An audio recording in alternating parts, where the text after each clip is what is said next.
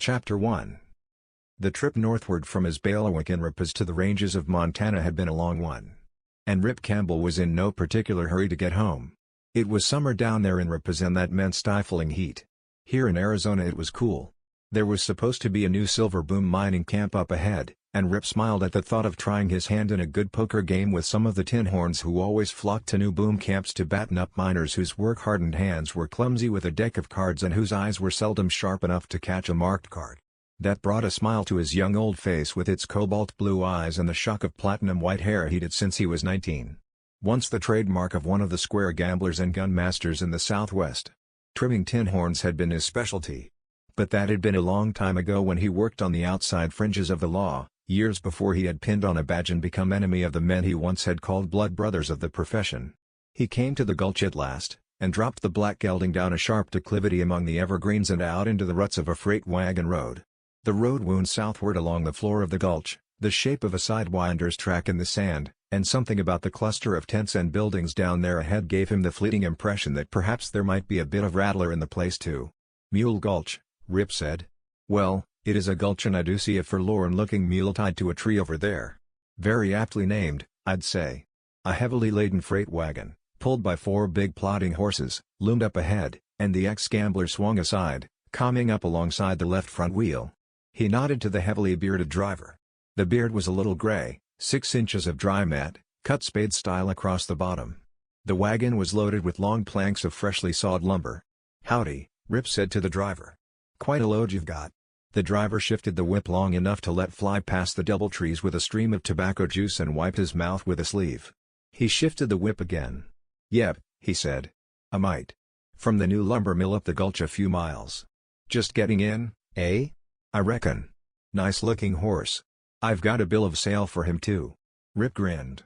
The driver's rather sharp eyes were playing over the figure of the rider without appearing to do so. There was nothing furtive in the speculative gaze. It was shrewd, and Rip did not miss the look. What the driver saw was a man who might have been 35 or even 45, still solid and wiry of build, and wearing one gun at a right thigh encased in black leather chaps. There wasn't anything unusual about this except that the weapon's worn butt gave evidence that it and the rider were old friends.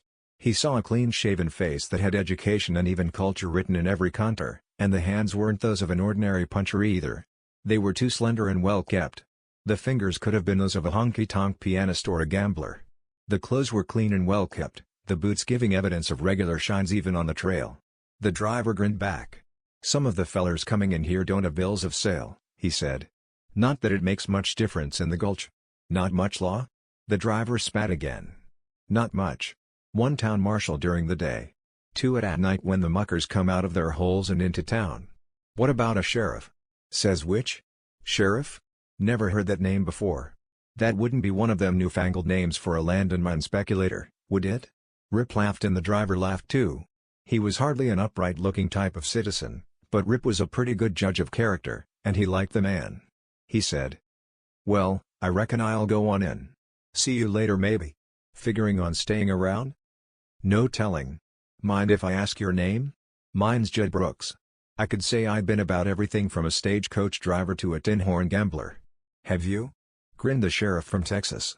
"Freighter is good enough," was the reply. "Judd Brooks, freighter. I'm Rip," Rip said. "Long way from home."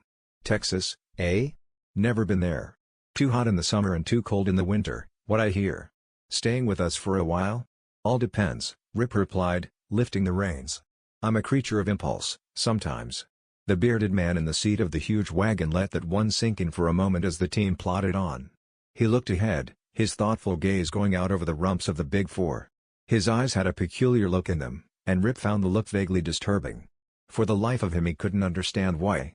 He wondered what Judd Brooks, freighter, would look like without that beard. "Well," Brooks finally offered, "maybe you'll like it and maybe not, Rip. Maybe you'll stay, maybe not. Maybe you'll ride out. Maybe they'll pack you out. It's that kind of a town. She's rugged, that I can tell you. Now, advice is free and any fool can offer it. If it cost $1 a throw there wouldn't be so much of it thrown around. But because I ain't charging you I'm going to pass some along. Best hotel in town, if you can call it a hotel, is the Silver Pound, owned by the man who stables my team in back of it. That is, it's the best if you can get a room. You can. If you don't find a place to bunk, go in back of the pound stable and look for that big cabin about 200 yards away. It's mine and I can find room for you. Keep away from the golden pheasant. It's run by a woman. Some says as how she's good and a lot of others say as how she's an angel with black wings. Anyway, it's sharp from the word go, with a bunch of tinhorns hanging around there fleecing every pilgrim and miner who's fool enough to set in on the games. Watch out for a kid named Evergreen. Just Evergreen. He's a holy terror and he knows it. He hangs out there. Anything else you want to know, just look me up evenings between trips. Thanks, Rip replied. Might see you tonight over in the cabin or around town. So long. So long. Rip rode through the open wagon yard gate, swung down, and began to remove his chaps. He shifted the gun sheath up high enough on his hip to slide them down and then kicked them off, a leg at a time. A lanky youth came up. You the ostler? Rip asked. Yep. Call me Bundy, everybody else does. Any chance to put up the black for a few days? Sure, Bundy grinned. If the boss could see that horse he'd force you to stay here, I reckon.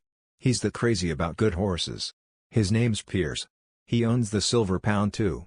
I'll take care of him. $2 a night, which is plenty cheap, considering the way freight rates are. Nice looking black. How old? He was taking the reins while Rip slung his chaps across the saddle and then untied a large carpet bag and 2 saddlebags. He removed his rifle from the boot. It was a heavy gun, a single-shot 45-90. Most men preferred a repeater because it was lighter and didn't need reloading in case of emergency. But Rip belonged to that school of thought which believed that the first shot was the most important one. And the big 45-90 with its 350-grain bullet could reach out quite a way for that all-important first shot. 6, Rip said, in reply to the ostler's question. Want to sell him? The boss'll probably be interested. I'm not. Give him a good rubdown, too. Sure, said the ostler, and caught the flipped silver dollar. And maybe you'll change your mind after bucking the games in the pheasant and the gambling room of the pound for a few nights. Bundy pointed out Judd Brooks' cabin and Rip made his way over, carrying his possessions. It was a big structure of 2 rooms, made from the same raw lumber the freighter hauled daily from the mill, with a hard-packed dirt floor. Rip put gun and saddlebags into the extra bunk, found a water pail and basin, and removed his shirt. He cleaned up, decided against a shave until morning, put on a clean shirt from the bag, and shined his boots. Footsteps sounded from without and Rip guessed that Brooks finally had gotten in. He turned. It wasn't Brooks. It was a man of about 23, a wiry-looking youth who wore a gun at his right hip and another in his belt. Who are you? He demanded. Rip, was the cool reply. What are you doing in this cabin? The other demanded again, harshly. I've already done it, son. Washed, combed my hair, put on a clean shirt with only me as the occupant instead of several intruders, and slicked my boots. The youth had taken a half step away. His eyes were brittle, challenging, and flecking with the rising tide that Rip recognized all too well. I asked you a question, he snarled. You answer it or I'll blow you apart. Rip looked him over. He had seen such before, wild, tough and vain, eager for trouble, eager to show their prowess, their mastery over men. Son, the older man said gently, don't try to pull that gun on me. Why not? Sneered the youth. We hang claim jumpers here in the Gulch. Only I'll save you the trouble. Why not? Judd Brooks' voice came from behind. Because, Luke, he'll shoot your heart out through your shoulder blades before you can get that gun of yours free of the sheath. He came into the room, carrying canteen, a miner's dinner pail, and a coiled black snake whip. He tossed them on his bunk and turned. Luke, he said, this is Rip Campbell. Rip, my son Luke. Around towns he's known as Evergreen. They didn't shake. They looked at each other. Then Rip said softly to Judd. I reckon I'll stroll over town. Thanks for the invite. If it's still good I'll be back tonight. He went out and the freighter looked at his son. You rattle-brained fool, he said with biting contempt. You swell-headed, 2-bit bad man fool, there goes one of the greatest gunmasters has ever produced. It's lucky I came in that door, or maybe it wasn't so lucky after all. You'd be better off buried. Sit down, son, the freighter said, and moved over to the wall. He stripped off his heavy wool shirt and hung it on a nail, revealing chest hair almost as matted as that of his face. Luke Brooks sat down on the bunk where Rip had placed his belongings. His hands opened the carpetbag, and Judd, bending over the wash basin to pour water, did not notice. So this Rip is a friend of yours, hey? Grunted the youth. The word friend covers a lot of territory, son. I just say that I knew of him. Tough gent, eh? Evergreen had brought out a cartridge belt and sheath, the sheath a left-hand one. He drew forth a well-worn Colt. The front sight had been filed off many years before and the weapon was shiny from the long use and much care. The youth tested the hammer action of the unloaded gun, and a slight sneer crossed his handsome face. "No," Judd said over his shoulder, soaping his hands. "Few dangerous men are ever what you'd call tough gents. They're quiet men who attend to their own business and avoid trouble. That's the way Rip has always been." "Where'd you meet him?" "Down in Texas. Or maybe I'm not saying I ever met him." "Try to throw a gun on Rip. He could let you clear the sheath and then blow you apart." He was soaping his face now. The tobacco-stained beard was a mass of white foam. He rinsed, poured more water, rinsed again, and turned with a towel in his hands. Evergreen sat on the edge of the bunk. The gun was gone, the carpet bag closed. The youth looked at his father. "I don't understand you," he grunted sourly. "You never talk about the past. And that's not all. I'm not going to talk about it." Another shadow darkened the doorway of the cabin. The woman who came in was possibly 30 years of age. She had brown hair and eyes, a well-shaped nose, and a mouth that could be tender and yet could thin in swift anger. "Hello, Pap," she said to the freighter. "How's it going?" "It's not," Evergreen cut in. "The old man's a family gent now, Lil. He's picked up a homeless orphan, a real two-gun, rip-snorting bad man who's a timber wolf with cactus bristles for hair." The woman's eyes looked a question. Judd's hairy face came out from back of the towel. He looked at his daughter. "Don't pay any attention to Luke, hon," he said. "He's a man I knew by reputation in Texas, and I happened to recognize him when he rode by today. Name's Rip." She seated herself on the bunk beside the youth. "What kind of a man?" she inquired. Judd rubbed the towel over his hairy chest to remove the water that had dripped down and smiled at her. "One of the greatest gamblers that the Southwest ever produced, Lil. A square gambler. He used to pose as a Tinhorn and he cleaned them by crooked methods when they played crooked, but I never heard of him cleaning an honest man on a crooked deal. He didn't have to." She pursed her lips and looked thoughtful. "That wouldn't be a man of about 35 or 40 with snow-white hair I passed on the way down here? Black hat, shirt, and pants? Shiny boots? One gun at his hip? That's him. Rip." "I see," she replied thoughtfully. "What's he doing here? In town?" "Just drifting through, I guess. Rode up alongside the wagon while I was coming down from the mill. I recognized him right off. Nobody would ever forget that white platinum hair of his. It used to be a sort of trademark. Then he dropped out of sight over a period of years and nobody ever knew what became of him." "A gambler, you say, Pap?" At his nod she went on. "I don't think he just dropped in. I think Preacher Sellers sent for him. I'll be glad to meet this Mr. Rip over at the Pheasant." Judd pulled a shirt from a pile of clean laundry on a shelf above his bunk. He unbuttoned it and slid in an arm. "I wouldn't be too sure, hon," he said. "I somehow can figure Rip sitting in on the kind of crooked deal you've got cooked up with the preacher and the others." Swift anger flared in her pretty eyes. The lips turned a trifle cold. "It's not crooked," she snapped out. "These miners get drunk and throw away their money. Part of it's at gambling. Half of them are so drunk and befuddled that they lose it anyhow, regardless of who or what they're playing. So you just take it with a bunch of crooked tinhorns to save time?" her father commented dryly. He unbuckled his belt, slid the shirt tail inside his pants, and worked the heavy brass buckle tight again. "I don't understand you, Lil, or maybe I do after all," he said. "You're my first child. Then your mother left me and took you with her. Later, when she died and I married a widow with a son, Luke here, I got you back again. You and your stepbrother. But she left me too. You were 16 then. A good kid. None of these highfalutin ideas about being somebody in the world. I once had ideas like that myself. It's why I'm a freighter today, happier than I've ever been in my life. When I heard along the trails that woman named Lila Owens was running the Golden Pheasant, I didn't lose any time getting here. I knew you'd take your mother's name and were on your own. I came in a few weeks ago, hoping that the three of us could sort of take up our scattered lives and make a family once more. What I found was my daughter running the biggest gambling place in town, and my stepson a two-gun bad man supported by you and hanging around trying to show how tough he could be. I've taken care of Luke when you weren't with us," his daughter reminded him sharply. "I know, hon," he acknowledged. "And if he's turned out bad, heading straight for Boot Hill, 23 years old and already 3 men to his credit, it wasn't your fault. You did the best you could. So I'm not worried about Luke. He doesn't care for anybody but himself. He'll make his own way and one day meet a man who's faster with a gun than he is. It might have happened a few minutes ago if I hadn't come in. But it's you I'm worried about. This strange determination to make a fortune and then become what you call a lady. Nothing wrong with that.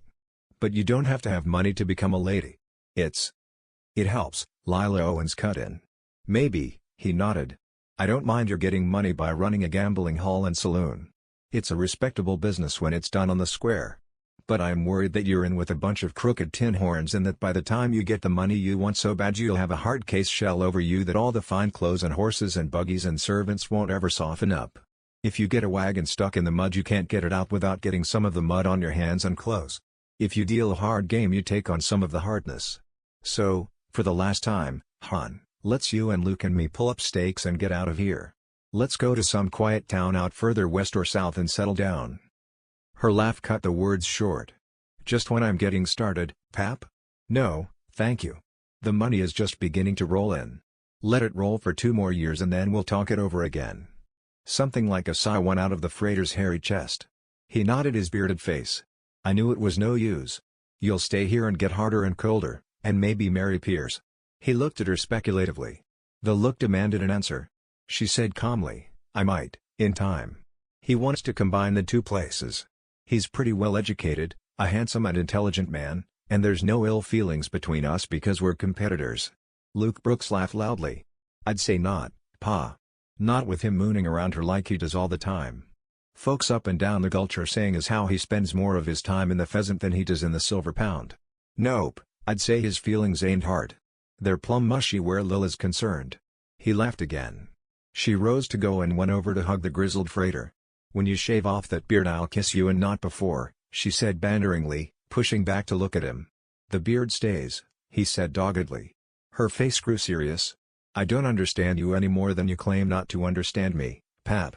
Ever after I bought you that freight outfit I kept on begging you to give up hard work, shave off that beard, and come down to the pheasant as a bartender or lookout. I can't understand a man who'll work out here in the rain and mud when he can be inside all the time. So I've about come to the conclusion that you're hiding something.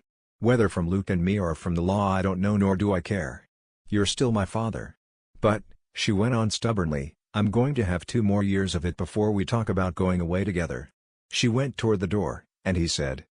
You shouldn't come here in daylight like this anymore, Honorable. Somebody'll see you and start asking questions. We'll just let things ride. Few know you're my daughter and Luke is my stepson, or that you two are stepbrother and sister. So be careful. Coming down tonight? She asked the bearded freighter. I suppose. Rip will probably be there. How do you know? She demanded. He laughed at his daughter. Because, Judd Brooks said, I warned him to keep away from there. Chapter 2. Rip strolled on over into the main street. He dropped into the Silver Pounds bar and gambling room and leaned with a foot on the rail, drinking slowly while he surveyed the crowd. There were a number of games going and Rip instinctively sought faces, studying each closely. They were mostly minors, with 2 well-dressed, quiet-looking men proclaiming what they were themselves, professional gamblers. Next one's on the house, stranger, the bartender said, as Rip toyed over his drink. Thanks, was the reply. Seldom more than one before dinner. Dinner, thought the bartender. Here was a well-dressed stranger wearing a gun at one hip, a well-worn gun and sheath, who called supper dinner. He dressed like a well-heeled cowpuncher or rancher, or perhaps a lawman, but he had the hands of a gambler, a face of granite rock, and the manners of a gentleman. Dinner. Huh. The bartender was puzzled. Pierce was a pretty fair man, and level-headed except where Lila Owens was concerned. It was his right to find out as much as possible about such strangers as this one, so the bartender probed further. He asked the usual question, asked 1,000,000 times before on 1,000 ranges. Stranger hereabouts? He queried, sliding out the bottle anyhow. That man over there at the third table, Rip thought. It shouldn't be, but I'd know that left hand anywhere. 3-finger Mike. Never was there myself, he said in answer to the bartender's question. Huh? Where? That state. Ad valorem. Or maybe it's sick transit. I've forgotten, he apologized. No reason to, stranger, the barkeep said, completely confused. It's all right. Nobody around here apologizes for anything. Come far? Repelliture a Sacramento and famous. The barkeep cleared his throat. He scratched his head and toyed with the bottle. Why, sure, he finally agreed. I reckon. But I don't speak Spanish. Hindu, Rip corrected him holding down his laughter. An infamous person should not be allowed to take an oath. Always figured it the same way, agreed the now bewildered dispenser of liquids. Just get in? That small, wiry man, Rip thought. That would be Pierce. Businesslike, authoritative, probably a square shooter, though you never could tell. That would be Pierce, letting the Tinhorns work his customers. Rip wondered why. Was the man getting a cut? A small, pudgy man had risen from another table and hurriedly cashed in his chips, and Rip knew that he had been recognized. Tommy Ace in the Hole, another of the old-time Tinhorns Rip had known, was leaving by the back door. Just this minute, Rip said to the puzzled man with the bottle.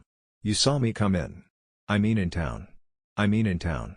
Does that mean you're a mean man in town? You don't look like a Sioux Indian, but you sure talk like one. The bartender gave it up as a bad job. He corked the bottle and said weakly. That's Pierce coming over. Nice feller. Best boss a man ever worked for. Pierce came up to where Rip stood, the second drink untouched in his hand. The owner of the Silver Pound was 30 or so, dark-haired, wiry, and obviously pretty intelligent. Good afternoon, he greeted Rip pleasantly. Howdy, Rip smiled. The name is Harlan Pierce. I own the Pound. Let me welcome you. I've been welcomed by the barkeep. And do you reckon you own the Pound enough to find a room for me? Pierce gave a pleasant laugh that was soft and easy. Not even for my own brother at the present time, mister. Rip extended a hand and they shook. I haven't heard the name before. You probably will, Rip grinned back at him. Very shortly, I imagine. Just as soon as Tommy Ace in the Hole gets back from wherever he went. The barkeep had come back. Pierce looked at the glass in Rip's hand and said, Ed, throw that stuff out of Mr. Rip's glass and get him something decent. Have one with me, Rip. What would you like? Brandy. Ah. Here's a man after my own heart. Ed, get my brandy bottle. And from now on when Mr. Rip buys in here sell it out of my private stock. I don't drink much, Rip. They say a man can't sell this stuff and drink it too. I subscribe to that belief. Also, it holds good on the gambling. I never buck my or any other place's games. Rip smiled and picked up the small brandy glass. He lifted it in a salute. That's using plenty of sense, Pierce. Many a man has died a pauper because he couldn't keep away from the whiskey back of his own bar. Likewise cards. They drank and Pierce said, so you know Tommy Ace in the Hole? I saw him years ago. Likewise Three Finger Mike, who hasn't noticed me yet. The man with one finger and a thumb gone. Pierce turned for a look at Mike. The gambler was raking in a pot from a miner who was pretty drunk. He lifted his eyes, and Rip saw him stiffen. Then Mike cashed in his chips, rose and, like the other Tinhorn, hurriedly left by the back door. Pierce had turned back and was looking at Rip queerly. So you knew him? He asked softly. I shot that thumb and index finger off, Rip answered slowly. 15 or 16 years ago. Poker? Stud, Rip nodded. He's probably learned to use his left thumb to mark him with a nail or by ruffling the edge of a card. Likewise switch his sleeve gun. I had you pegged, all right. Harlan Pierce replied, and rubbed at the side of his nose reflectively. Thought at first you might be a lawman in here looking for somebody on the dodge. Somebody like Bud Helms and his men. Helms? The Pound's owner shrugged and then laughed again. That could be a lawman fishing for information, that one word. If it is, you probably already know that Bud and his 4 men are suspected of some muggings and night robberies, along with the first holdup of the stage we've had since the strike started this boom. You'll see him around town if you stay with us for a while. I won't ask if you are or what you are. That's your business and none of mine.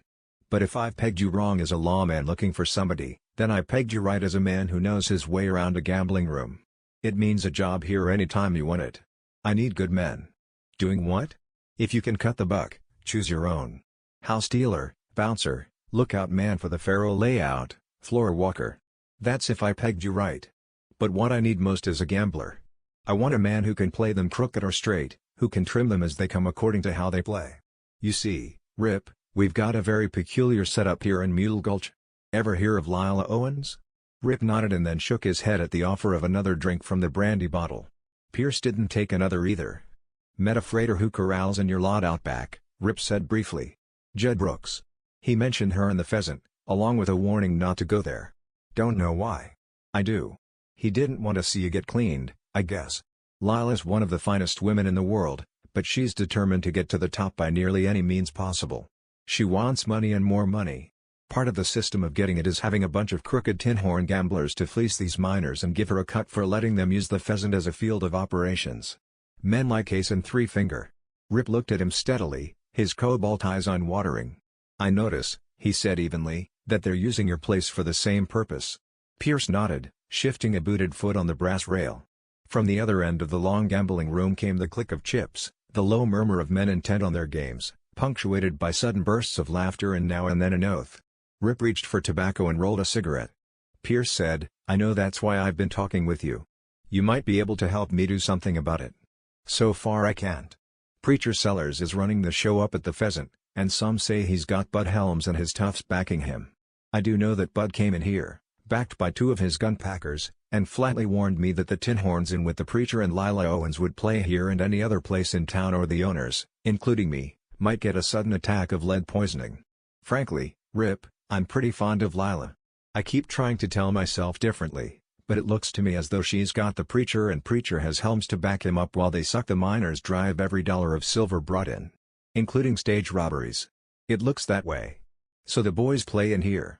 And I'd give 1,000 in gold tonight to find a house man who could sit in on every one of their games, crooked or straight, and clean them until they wouldn't dare break out a new deck at one of my tables." Rip lit the cigarette and straightened from the bar. "Maybe," he said softly, "you just might find that man tonight, Pierce."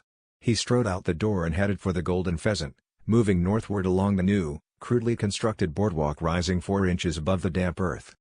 Chapter 3. He was hungry, a bit tired of the grub in his slicker roll, and he'd overheard somebody say down at the wagon yard that Lila Owens of the Golden Pheasant served food.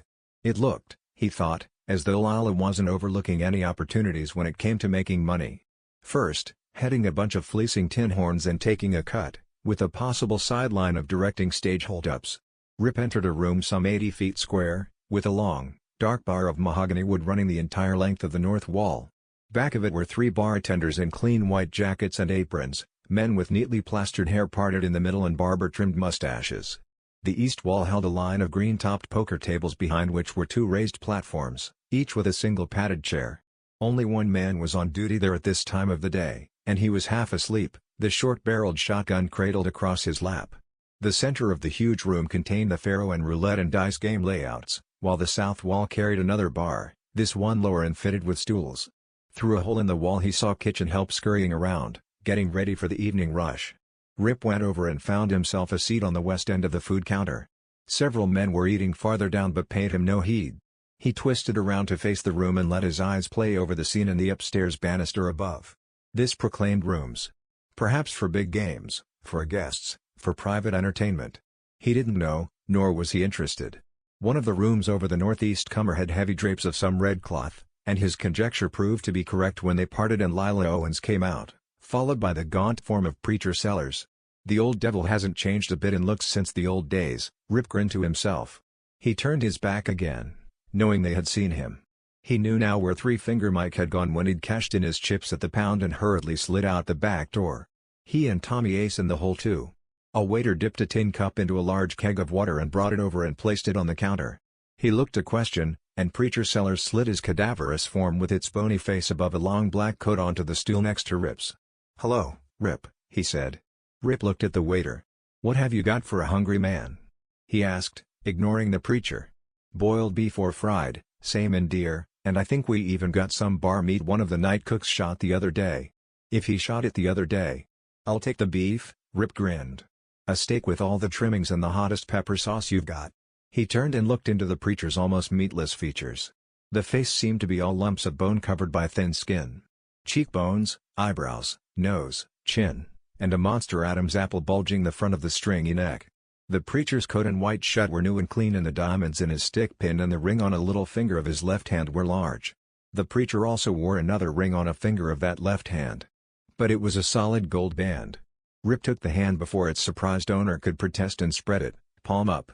The gold band contained a flat surface polished to mirror brightness. When the preacher held a cupped match over the table to light a miner's cigarette, he could see the cards in his hand. Rip laughed softly and drank from the tin cup of water. "Still the same old preacher, eh?" he said. "Haven't learned a new one in 15 years. Same old game, eh?" He didn't bother to shake, and the preacher's return grin was a bit wry and sour. "So you got the word and came in?" Preacher Sellers asked softly. "All the other boys of the old days are here, except 2 or 3 who'll never get here. They came on the run when I sent out word, most of them. I'd about given up hope you'd show when Ace and Mike just came in and broke the news. You haven't changed much with the passing of the years, Rip. Same platinum white hair. Don't look a day older than the last time we sat in that big game in El Paso. Mike's hand seems to have healed all right. I was watching him deal with the other up at Pierce's a few minutes ago. He's switched. Probably the gun too."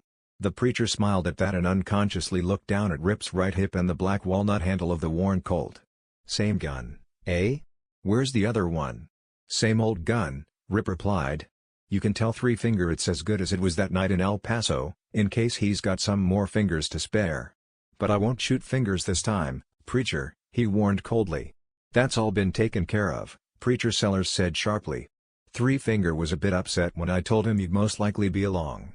Said he had an old score, 2 of them, in fact, 1 thumb and 1 index finger, to settle with you.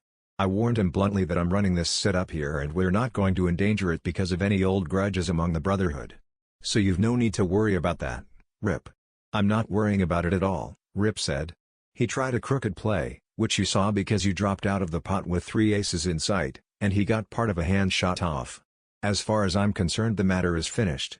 I'm not a man to hold grudges." The preacher changed the subject. "Almost like old times, Rip. And it'll be about the last, I guess. This is a final chance for a cleanup by the old Tinhorns. That's why I sent out word to all of you, Black Jim Smith, Big Thumb Barnum, Wildcat Krusty, and Pierre LeBlanc. You remember Pierre? He's not been doing so well. Slipped up on a deal somewhere down south and a cowpuncher with sharp eyes and a sharper draw punctured him twice, couple of years ago. He's up and around again. Not as good as he once was, but plenty good enough for these miners and the others who sit in on the games around town. Johnny Sansone won't be here. Some ranchers down in Arizona Territory caught a bunch of horse thieves where they'd camped one evening and poor San happened to have dropped by to have supper and maybe pick up a few honest dollars. I hear he was game just before they squirted the horse out from under him." "Too bad," commented Rip, remembering all the men Sansone had fleeced with a pack of the pasteboards, and thinking that it wasn't too bad at all. It was very good. "Did Hole Card Pete get in?" "I don't think he'll be here either, Rip. Seems like one of the boys heard as how somebody got it from another Tinhorn down around Laredo several years ago. At least they heard it was Hole Card. By the way, how'd you get my message?" "Message?" Rip asked. "I dropped in on my way south, that's all. Been prowling round up in Montana. I just happened to ride in." That brought a chuckle from deep within Preacher Sellers' bony chest. "One thing I always had to say for you, Rip, you were smoother than the rest of us. You were more than just an ordinary Tinhorn. You had the makings of a really great gambler if you'd not been fool enough to play 'em square all the time. Except when you and the others tried playing them the other way." The preacher chuckled again. "Not after you clipped Mike's swing. But I knew you'd want in on this deal, so I passed the word along. I had something special in mind for you.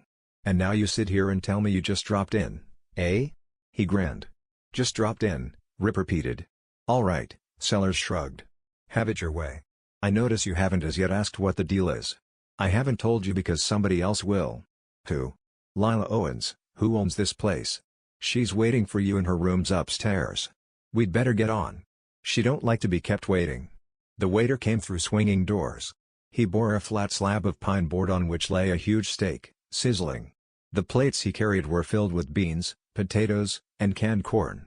"I'll think it over while I'm eating," Rip said, reaching for the sauce bottle and dousing the steak generously. Rip turned long enough to watch him sweep his long black coat tails among the tables on his way to the stairs at the Long Bar's east end. He saw Evergreen, or Luke Brooks, talking to several tough-looking men over by the bar. The younger man, too, watched the preacher ascend the stairs to Lila Owens' room, and something like a grin flitted across his hard young features. He jerked his head toward a man who could be only but Helms and came toward the counter. The other followed him. Rip resumed eating. Evergreen sat down on the stool beside him and Helms took the next seat. The suspected stage robber was possibly 30 or a little younger. He wore a hard-case derby hat and a suit of store-bought clothes, the pants legs of which were stuffed into the tops of his knee-high boots. Helms apparently was in the big money all of a sudden, either from a lucky run at the gaming tables or from the proceeds of the holdup. "Mind if we sit down?" Evergreen inquired, in an attempt to be friendly. "Yes," Rip replied, spearing at a boiled potato. "But it's a public place." You've got as much right here as I have. Rip here, Evergreen explained to Bud Helms without bothering to introduce the two men, was in Pap's cabin a little while ago when I come in. I thought he was a claim jumper and got a little riled until the old man came in and straightened it out. Helms grunted and ordered a cup of coffee. It was obvious that, for some strange reason, he didn't like the newcomer to Mule Gulch. Rip suspected that they had been talking about him over at the bar before coming to the counter. Evergreen turned back to Rip, still busy with his supper. "Shucks, it was all right, long as you're a friend of Pap's," he said. "Where'd you know him?" "I didn't, son. Just met him and he invited me to share the cabin, seeing as how the hotel is all filled up. He said he'd seen you down south somewhere. Ripa's, I think." Rip didn't answer. He was remembering that Judd Brooks had told him at the wagon as they moved along the road that he'd never been in Ripa's. Evergreen went on, in a lower, confidential tone of voice. "It ain't known too much around the Gulch here, Rip, but Lil is also his daughter by a first wife. I'm his stepson, which makes us stepsister and stepbrother. But few knows that and you ain't supposed to say anything about it." Rip had finished. He shoved back his plates and the wooden platter and reached into a pocket. "How much?" he asked the waiter. $1.50. Here, protested Evergreen, grabbing for his own pocket. "I'm paying for his supper. He's my friend." Then a left hand with a grip of iron closed on his wrist and he found himself looking into a pair of cobalt eyes that were not hostile but certainly were not friendly. "Thanks, son, but nobody pays anything for me, and the word friend is maybe a little different to you in my way of thinking. You're not my friend. I don't have many friends." He slid $2 silver across the counter, nodded for the waiter to keep the change, and released his grip on the surprised Evergreen's wrist. Bud Helms had risen. The sneer that crossed his round face made it dark and ugly. He bared his teeth like an animal. "Particular, huh? Well, the kid's my friend too, mister, and if he wants to pay for your meal, he pays. Put the money back on the counter, waiter," he ordered. "I never went in much for these fancy fellers who are so darn particular who they meet." It was a gauntlet thrown down, and Evergreen bent forward as far as he could. That was the best he could do to keep out of the possible line of fire. Rip had cleared him by a step out and forward. Helms hesitated, knew his own play had been called, made another. A hand flashed down beneath the coat, froze there as he found himself staring blankly down the barrel of a gun. "Don't try it, mister," came gently. "Not now or any other time. You two walk across the floor ahead of me until I get to the stairs. I'm kind of particular about who I turn my back on sometimes, too." It was over so fast, done so quietly, that few of the gamblers had noticed. Only 3 people had witnessed it all. Up on the balcony Lila Owen stood beside the tall, cadaverous figure of Preacher Sellers, looking down. And standing inside the doorway through which he had just entered was Judd Brooks. Chapter 4. J.L. Lilly was pacing the floor of her room impatiently while the preacher smoked calmly and drank a glass of fine wine 24 from a decanter on the table when a knock came. A knock as gentle as that of a timid child. She went to the door and opened it. Rip stood there with his hat in one hand. "Good evening," he greeted her gently. "I believe you're Miss Owens." "I am," she smiled. "And you're Rip. I think that I passed you an hour or so ago while I was out for a brief stroll. Won't you come in, Mr. Rip?" He came in and handed his hat to Bessie, Lila's maid. He nodded to the other man and said, "Preacher," in brief greeting. He took the indicated chair. She went to the table and poured him a small goblet of wine from the decanter. "Thank you," he murmured. She watched as he lifted the glass. The preacher had been taking his in big swallows. Rip shook the glass gently until the golden liquid inside sloshed up. He watched as it ran down again and then tasted it. He looked at the glass again and then at her. "Chablis. Not domestic at all. I'd say imported. South France." "Well," she exclaimed. "This is quite a surprise, Mr. Rip. Or, if you don't mind, I'll call you Rip. I hardly expected a gambler of your—" "Oh, I'm sorry. I meant I hardly expected to find a man in the Gulch who would know about such things. Yes, it was imported from France to New York and then found its way west. But tell me, how do you like Mule Gulch?" The preacher, he smiled, would probably say that a man of our calling has seen many such places in the West. It's just another boom town. A strike that may blow under in a few weeks or last for years. Are you staying long? That's a difficult question, Miss Owens, he smiled, sipping again. There's the possibility that certain people might not like my presence here. I'm referring to a certain Bud Helms, I believe his name is, as well as your stepbrother. Yes, he added at her look of surprise, he told me. I assure you that your secret is safe. Evergreen talks too much, cut in the preacher with a grunt, and put down his empty glass. I suppose it's bound to come out sooner or later anyhow, she admitted.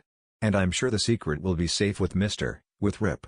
Let's cut out the jawing and get down to business, Preacher Sellers replied. Rip pretty well knows what the setup is here. I've told him enough. I've told him how we're working and that he can come in. He's said as how he wanted to think it over. So count me out. It's up to you two. He rose, took his hat from Bessie, and went out, closing the door behind him with just a slight slam. The preacher, she murmured, seems a little put out. As he told you, I put him in charge of the others, and responsibility has made him petulant. That was a word she had picked up from Pierce. The preacher, he said, had 3 men to his credit last account I heard of him. And that was a good many years ago. He's the right man if you can hold him down. But if he gets the bit in his teeth you might find yourself in the position of the bear hunter who got a grizzly by the tail and then found out he couldn't let go.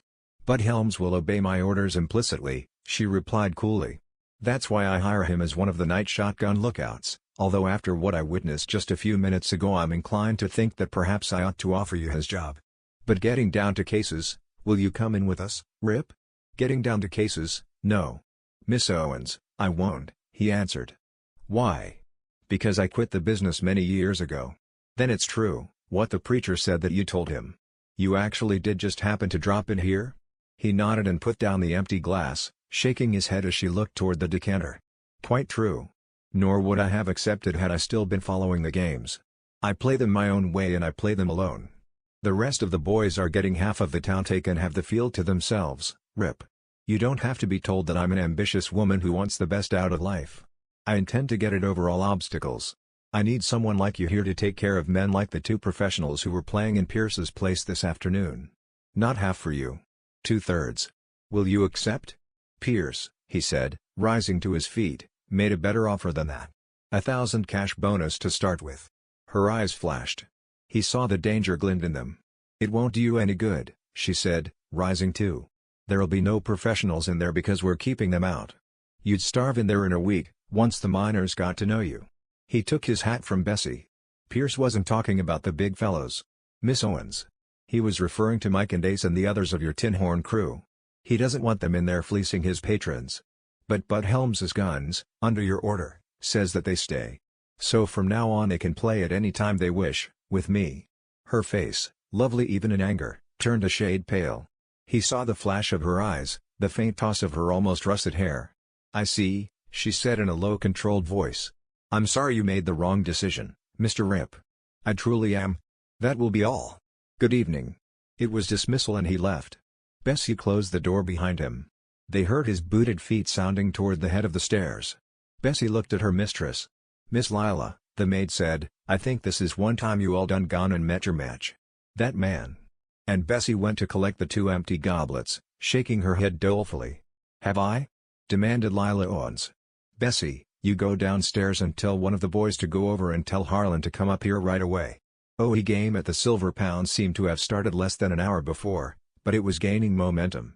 Gardner and Busy, the 2 professionals, placed silently, a nod often substituting for a word. They were immaculately dressed. Expensively so. And the diamonds they wore were not of the large, flashy type sported by Tinhorns in a run of good luck. No doubt about it, Rip thought, they were good. Big-timers. The 4 other men sat with their cards close against their chests, one with the short stub of a cigar clenched between his teeth. This was Tom Biggs, mine and mill owner. One of the gamblers, Gardner, looked up at Rip, a slight frown creasing his face. He wanted no watchers at any time.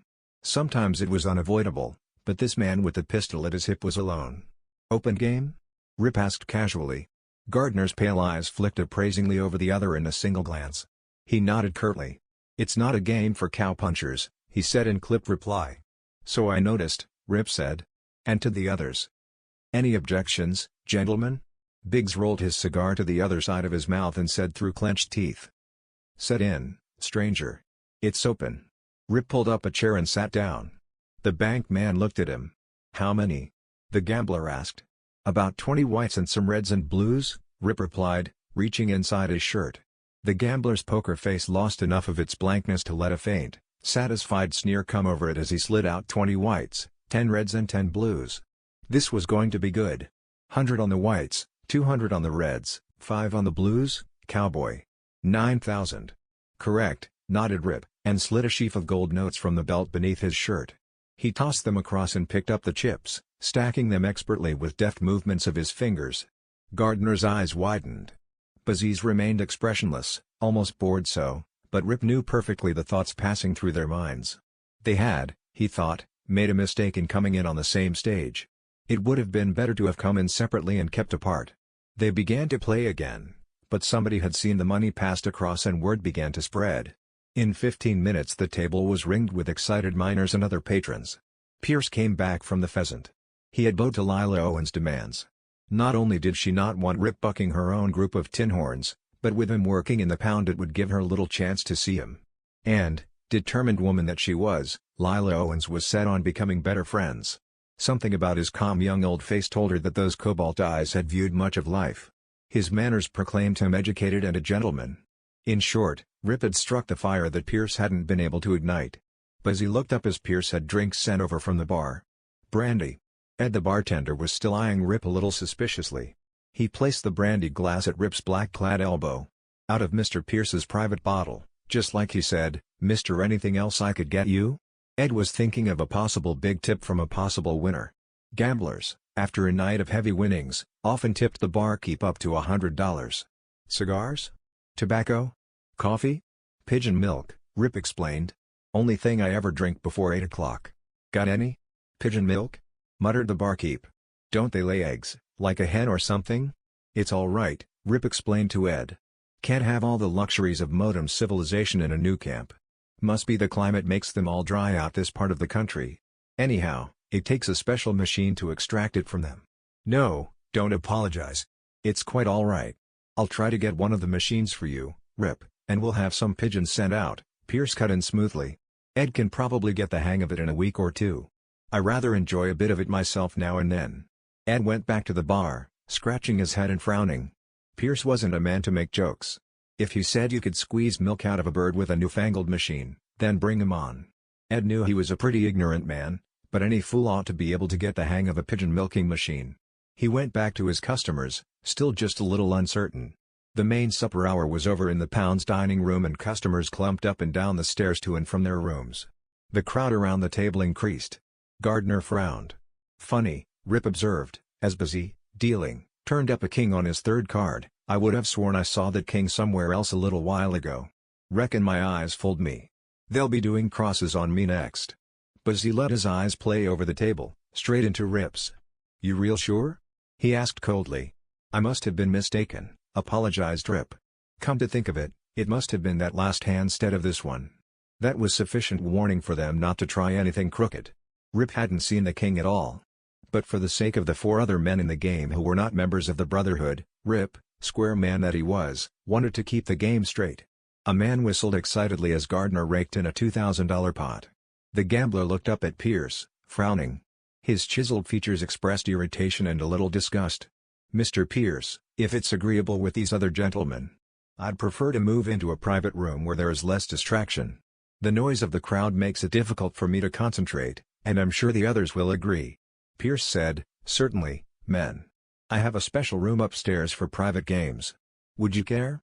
Suits me, grunted Biggs, the mining operator, tossing his cigar stub away and lighting another. I can lose up there just as well as down here. Let's go. They gathered up chips and money and went through the arch leading into the crowded lobby. Pierce himself led the way. The disappointed watchers of the game saw them go and turned to seek diversion elsewhere. Pierre Leblanc shrugged his slim shoulders and sought a game. Big Thumb Barnum, always eager to make as much money as possible, had been busy all evening. Pierre limped by the table. Between deals he said to Big Thumb, Rip is playing for the big stakes, I think. Somebody's going to win a lot of money in that game tonight, I think. What you think? I think, growled Big Thumb, that you ought to get to work and let them fellers play their own game. Presently Pierce came back downstairs. The 2 night bartenders had come on to relieve Ed, still dubious about the pigeon milk business, and after leaving orders with them to take care of the men upstairs. Harlan Pierce took over as floor manager, making occasional trips up to the Pheasant. Presently Judd Haraway strolled in, still picking his teeth. The bearded freighter leaned against the bar and Pierce came over. Looks pretty good tonight, Brooks said, eyes surveying the rapidly filling gaming room of the pound. Pierce nodded. Pretty fair. Big game upstairs. So I heard. Rip and the big boys, eh? My money's on Rip. Pierce became all attention. He's that good? He's that good. So you knew him? Knew of him. That platinum hair of his used to be the trademark of one of the greatest pasteboard men in the Southwest. I'm surprised nobody has got wise yet. But then this is pretty far north, and Rip has been out of the game for a good many years. A call came from the gaming room upstairs, a small bell that jangled from a cord on an ingenious set of little pulleys. One of the bartenders went up. He came back down again and began fixing drinks and then laid out several expensive cigars. "How's it going, Bert?" Pierce asked the bartender. Bert drew a significant finger across his throat. Cutthroat. Apparently the amenities were over and the men were out for blood. Rip's 7,000 in. Gardner got 4 of it, Buzzy the other 3. Biggs is 6,000 loser. Don't know how much for the others, but they're behind. Looks like a big night for the big boys. Looks like the last night too, Pierce said to Judd Brooks. Lil's having Bud Helms put them out on the stage tomorrow. Too bad, commented her father. An ambitious woman can make a lot of mistakes. Well, I'm a working man and I've got to turn in. Another haul tomorrow? No, Judd Brooks said. Bingham, the driver on the morning stage, came down with a bad cold today. I'm taking his run out in the morning. Hurry Finger Mike cleaned out a few miners in the Golden Pheasant and, seeing nothing else in prospect for the moment, strolled over to where Bud Helms sat in his lookout chair. "How's it going?" Bud asked. Mike shrugged and scratched his chin with the little finger of his maimed hand. "Not bad. I clipped a couple of miners for 300. It's early. I reckon. Seen anything worthwhile from the chair?" Helms nodded. He indicated with a jerk of his head a table in a far corner where 5 men were grouped around a roulette wheel. One of the men was a huge, checker-shirted miner, the mud of the pits still upon his boots and the grime from the day's work still evident upon his face and hands. He stood with a bottle of whiskey in one hand, very drunk, and the table in front of him was piled high with chips which the croupier had pushed over. The miner, who was having a tremendous run of luck, was too drunk to stack his own chips. He was fumbling piles of them out on every bet and he couldn't seem to lose. "If he stays with the wheel long enough," Bud Helms said, "they'll get it all back in the rest of his poke. You go over and give Newt a couple of hundred and tell him I said to start bucking that wheel. Act drunk. Start a fight and then bust that big miner. Knock him down with a gun barrel.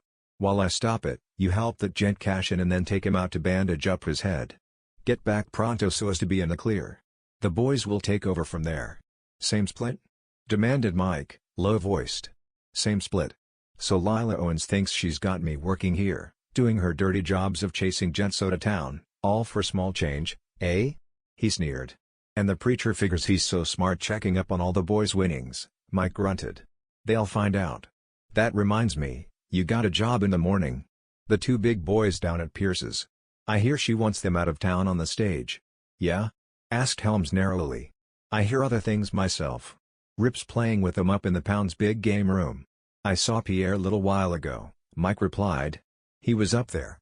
Rip is in for 7,000 so far." Helms was amazed. "That kind of money?" Mike grinned at him. "That kind of money. I never saw Rip in the old days when he didn't have 15 or 20,000 on him." He held up his hand with the missing thumb and forefinger. "I've got a score to settle with that hombre." "How come?" "It happened," Three-Finger Mike replied softly, "one night 15 years ago when I tried to take part of that 15 or 20,000 off him." He shot this hand away across the table. "I told the preacher I was going to square up, and him and Lila raised holy heck. Lay down the law to me and all that stuff. And they was fools enough to think I'd let 'em stop me." Helms was surveying the crowd, his hard face beneath the Stetson he now wore brutally thoughtful. This was perfect. He and Mike had done pretty well recently, spotting flush miners and having the 4 men under Helms mug them in the darkness. The Stagecoach hold-up too had been pretty profitable. But here was an opportunity to make a killing. He was to order the 2 big-time gamblers to leave town the following morning. What more perfect than to hold up the stage and take their large winnings? Long hadn't as yet come back from a trip to the outhouse, and Helms bent low while he talked. Mike grinned, nodded, and made his way among the tables to where the man Newt huddled among the spectators at the games. Presently Newt, hand in his pocket, drifted toward the roulette table, where the big miner still fumbled with his chips and still won steadily. Newt shoved in against him, lurching a bit. He stared back angrily at both the miner and the cold-eyed croupier and flung some money down in front of him. "Give me some chips," he snarled. The dealer quietly obeyed, his face impassive. Smoke curled lazily up toward the ceiling. The click of chips, the drone of the house men's voices, the murmur of men filled the room. The long bar was doing a good business, and from over in another corner a piano gave off barely audible sounds. Lila stood now at the end of the bar, talking with the mining superintendent, though her thoughts were elsewhere. She, too, had heard about the big game in an upstairs room at the Pound. Then the fight started at the roulette wheel. She heard shouts, a roar of rage, saw a gun barrel swing high and land hard on a shaggy head. And even before she could turn and signal Bud Helms, the lookout already was out of his chair and plowing through the crowd to get to the scene. "Excuse me," she said to the man beside her, and went over. The man was down, blood streaming from a cut over one eye, his partly empty bottle drooling more of its contents onto the raw plank floor.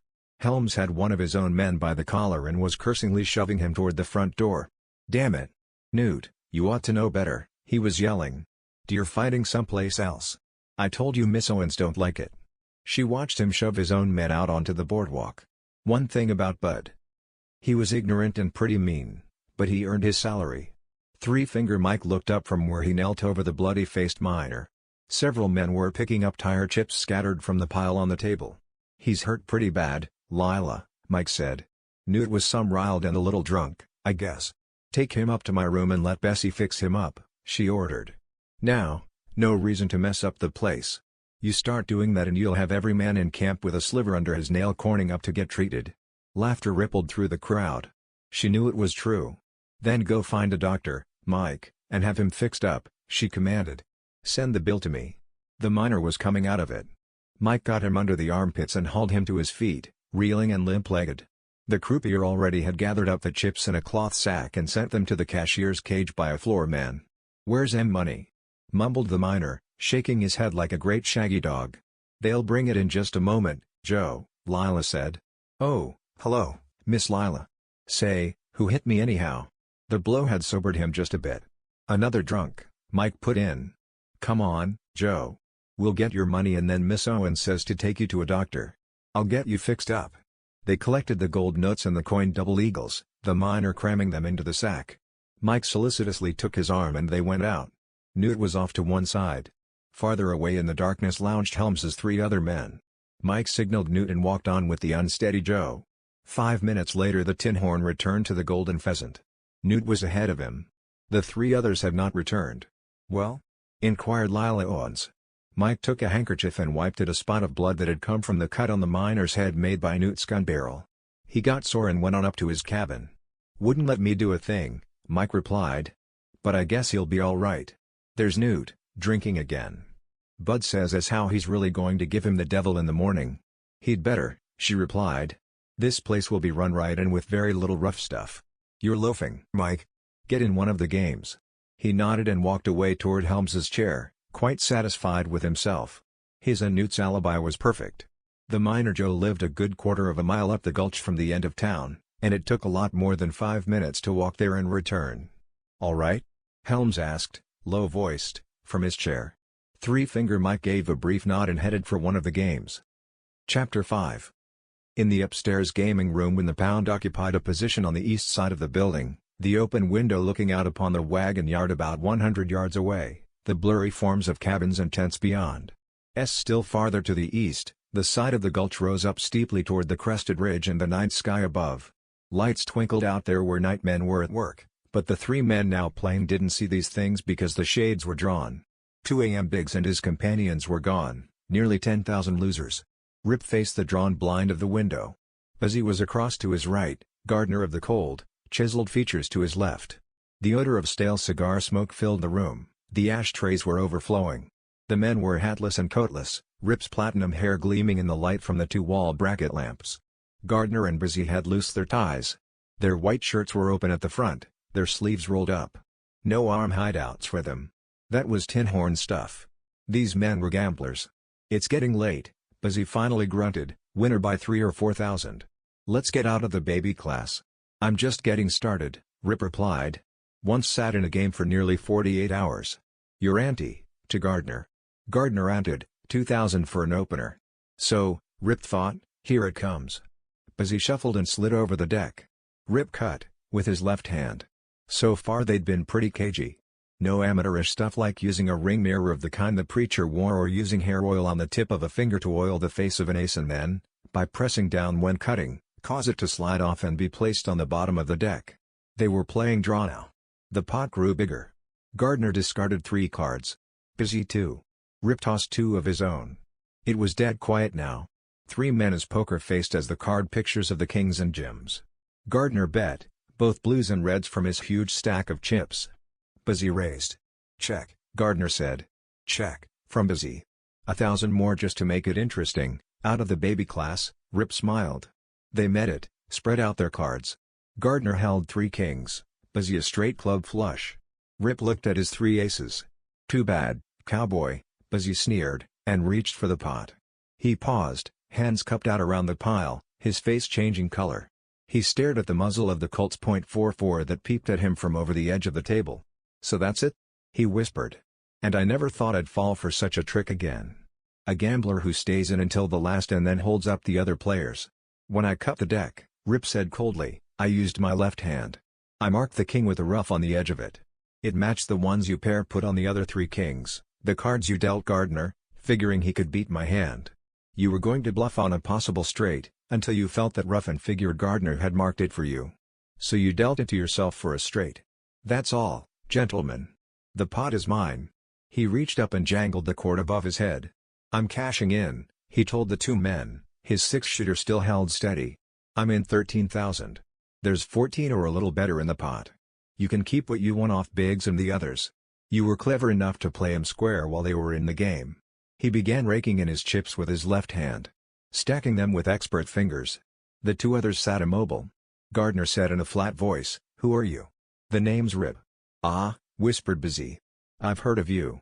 San Francisco. 7 years ago. San Francisco. 7 years ago. And tomorrow morning you're going back there, or someplace. It's 2 o'clock. You've got about 6 hours to make that morning stage going north. Be on it, gentlemen. Pierce is coming up the stairs. He might have something to say about it," Busy observed. "He'll have nothing to say," was the stony reply. "I'm kind of taking upon my shoulders the civic responsibility of doing a favor for the miners and other men working here. I'm ridding the town of 2 men who will do no fleecing. There might be others of smaller caliber to follow." Pierce opened the door and came in. His eyes widened at the scene, the heavy Colt still up over the edge of the table. "What's up, men?" he asked quickly. "Busy and Gardner are leaving town on the morning stage," Rip said. "They've no kick coming. They took Biggs and the others for plenty. But I don't like crooked gamblers, either big-timers or the Tinhorn variety. They're going out." Pierce hesitated, his eyes darting at the 2 men. "What happened?" Rip rose and sheathed the 6-shooter, rolling down his sleeves. The others were doing likewise. Busy turned to put on his coat, hanging over the back of his chair. He slid one arm in and then half-spun. A 6-shooter roared. It roared again from Rip's hip, lashes of fire spurting out. The gun in the gambler's hand clattered on the table as he spun around and crashed over the chair, knocking it to the floor. He lay face down on top of it, his body queerly humped, red beginning to run from his mouth. Pierce cried out, half in awe, half in horror. Then, in a whisper, "You got him." Got him when his gun already was in his hand. Gardner's cold face was as expressionless as ever as he finished buttoning his coat. Footsteps were pounding along the hallway and up the stairs. Rip said coolly to Pierce, "Cash my chips out of the bank. That pot there I just won. I expect Gardner will take Busy's." They were partners. Pierce went to the door and opened it. He yelled down for the bouncer and a floor walker, already coming up. "It's all right. It's all right, folks," he kept repeating. "Just a shooting. Here, boys, get these people back downstairs and you other folks go on back to your rooms." He turned and came back, wiping sweat from his forehead. He cashed in the chips from the bank box they had been using, returning Rip's original money and 1,000 or so more. Rip turned to Gardner. "It still goes," he said coldly. "You go out tomorrow." He went on down the steps. People stared at him. Miners gave way, the buzz of conversation subsiding. The 2 night marshals came running in, gun packers who dangled handmade clubs from thongs on their left wrists. They disappeared toward the crowd gathered around the foot of the stairway. Rip moved on up the street and came into the Golden Pheasant. It was late but there was still a pretty fair crowd of late players, and the kitchen was still in operation. Rip went over and sat down with his back to the wall on the same stool that had given him a full view of the room. He ordered bacon and eggs and waited. He saw Lila Owens coming toward him. "Good evening, Rip," she greeted him. "Or should I say good morning? How are you?" was his quiet reply. "Waiter," she said to the night man, "Rip's order will be taken up to my room, along with one of the same for me. I like a late bite too," she added to him. He took in her beauty. It left him unmoved. A bit earlier when Bud Helms had finished his evening stint and, with Long, quit for the night, turning one chair over to the man who would stay on until 8 o'clock, she had called Helms to her office upstairs. "I've got a job for you," she'd said without preamble. "Rip, huh? That's going to take a little bit of different." "No doubt. I saw what happened downstairs this evening when you made almost as much of a fool of yourself as Luke did. By the way, where has he been all evening?" "I don't know. He sort of disappeared. He'd been drinking quite a lot. Probably in his room at the Pounder over in Judd's cabin sleeping it off. But about this gunslinger Rip, there'll be nothing done about him," she cut in again. "I want him to stay around for a while. The job I'm referring to is those two men down at Harlan's place. I believe they have rooms there. Wake them up in time for them to catch the morning stage north. Incidentally, Dad will be driving." "Now what do you mean by that?" he protested. "You know quite well what I mean," she told him coldly. "Those gamblers would be good pickings for the same men who held up the stage once before. And they might decide to shoot the driver." Pye started to protest again, but she had dismissed him. Helms came downstairs scowling. He went on a hunt for Luke Plaraway, and found him sound asleep over in Judd's cabin, in the bunk above the one reserved for Rip. And the man they called Evergreen hadn't been sleeping off too much liquor. CLPU, FH. Gardner the gambler. Busy's body had been removed by the two marshals, and the Pound's owner was careful to keep his eyes away from the red stains on the floor. Pierce was a pretty cold-nerved man, but the lightning extinction of Busy had left him visibly shaken, and very uneasy. He poured a drink from a brandy bottle a bartender had thoughtfully brought up and nodded for Gardner to take one. "I didn't intend for this to happen, Luke," he said. "I wouldn't have had it happen for anything in the world. I never dreamed it would." Gardner poured, his chiseled features still as expressionless as when he had been stacking chips into the pots. He sipped slowly. "All in the game, Harlan. Baz spent his life taking chances. The wrong card came up tonight. That's all. I'll split his pile with you. The big question now is, what tomorrow morning? I've been thinking very hard about that. Lila told me tonight that she was having you sent out on the stage. I brought you boys in here to clean the Tinhorn crew she is working for her. And to make all the money you could," cut in the other, irony in his voice. "Strange how things work out sometimes, Harlan. You and I went to school together. We saw the South torn to pieces by war and fire, our family's slaves taken away, our cotton markets smashed. You saw us reduced to little more than starving Southern aristocracy. Beggars with nothing but tradition and a fierce pride in our heritage left to carry us through. Some of us didn't have the backbone to get up and start fighting again.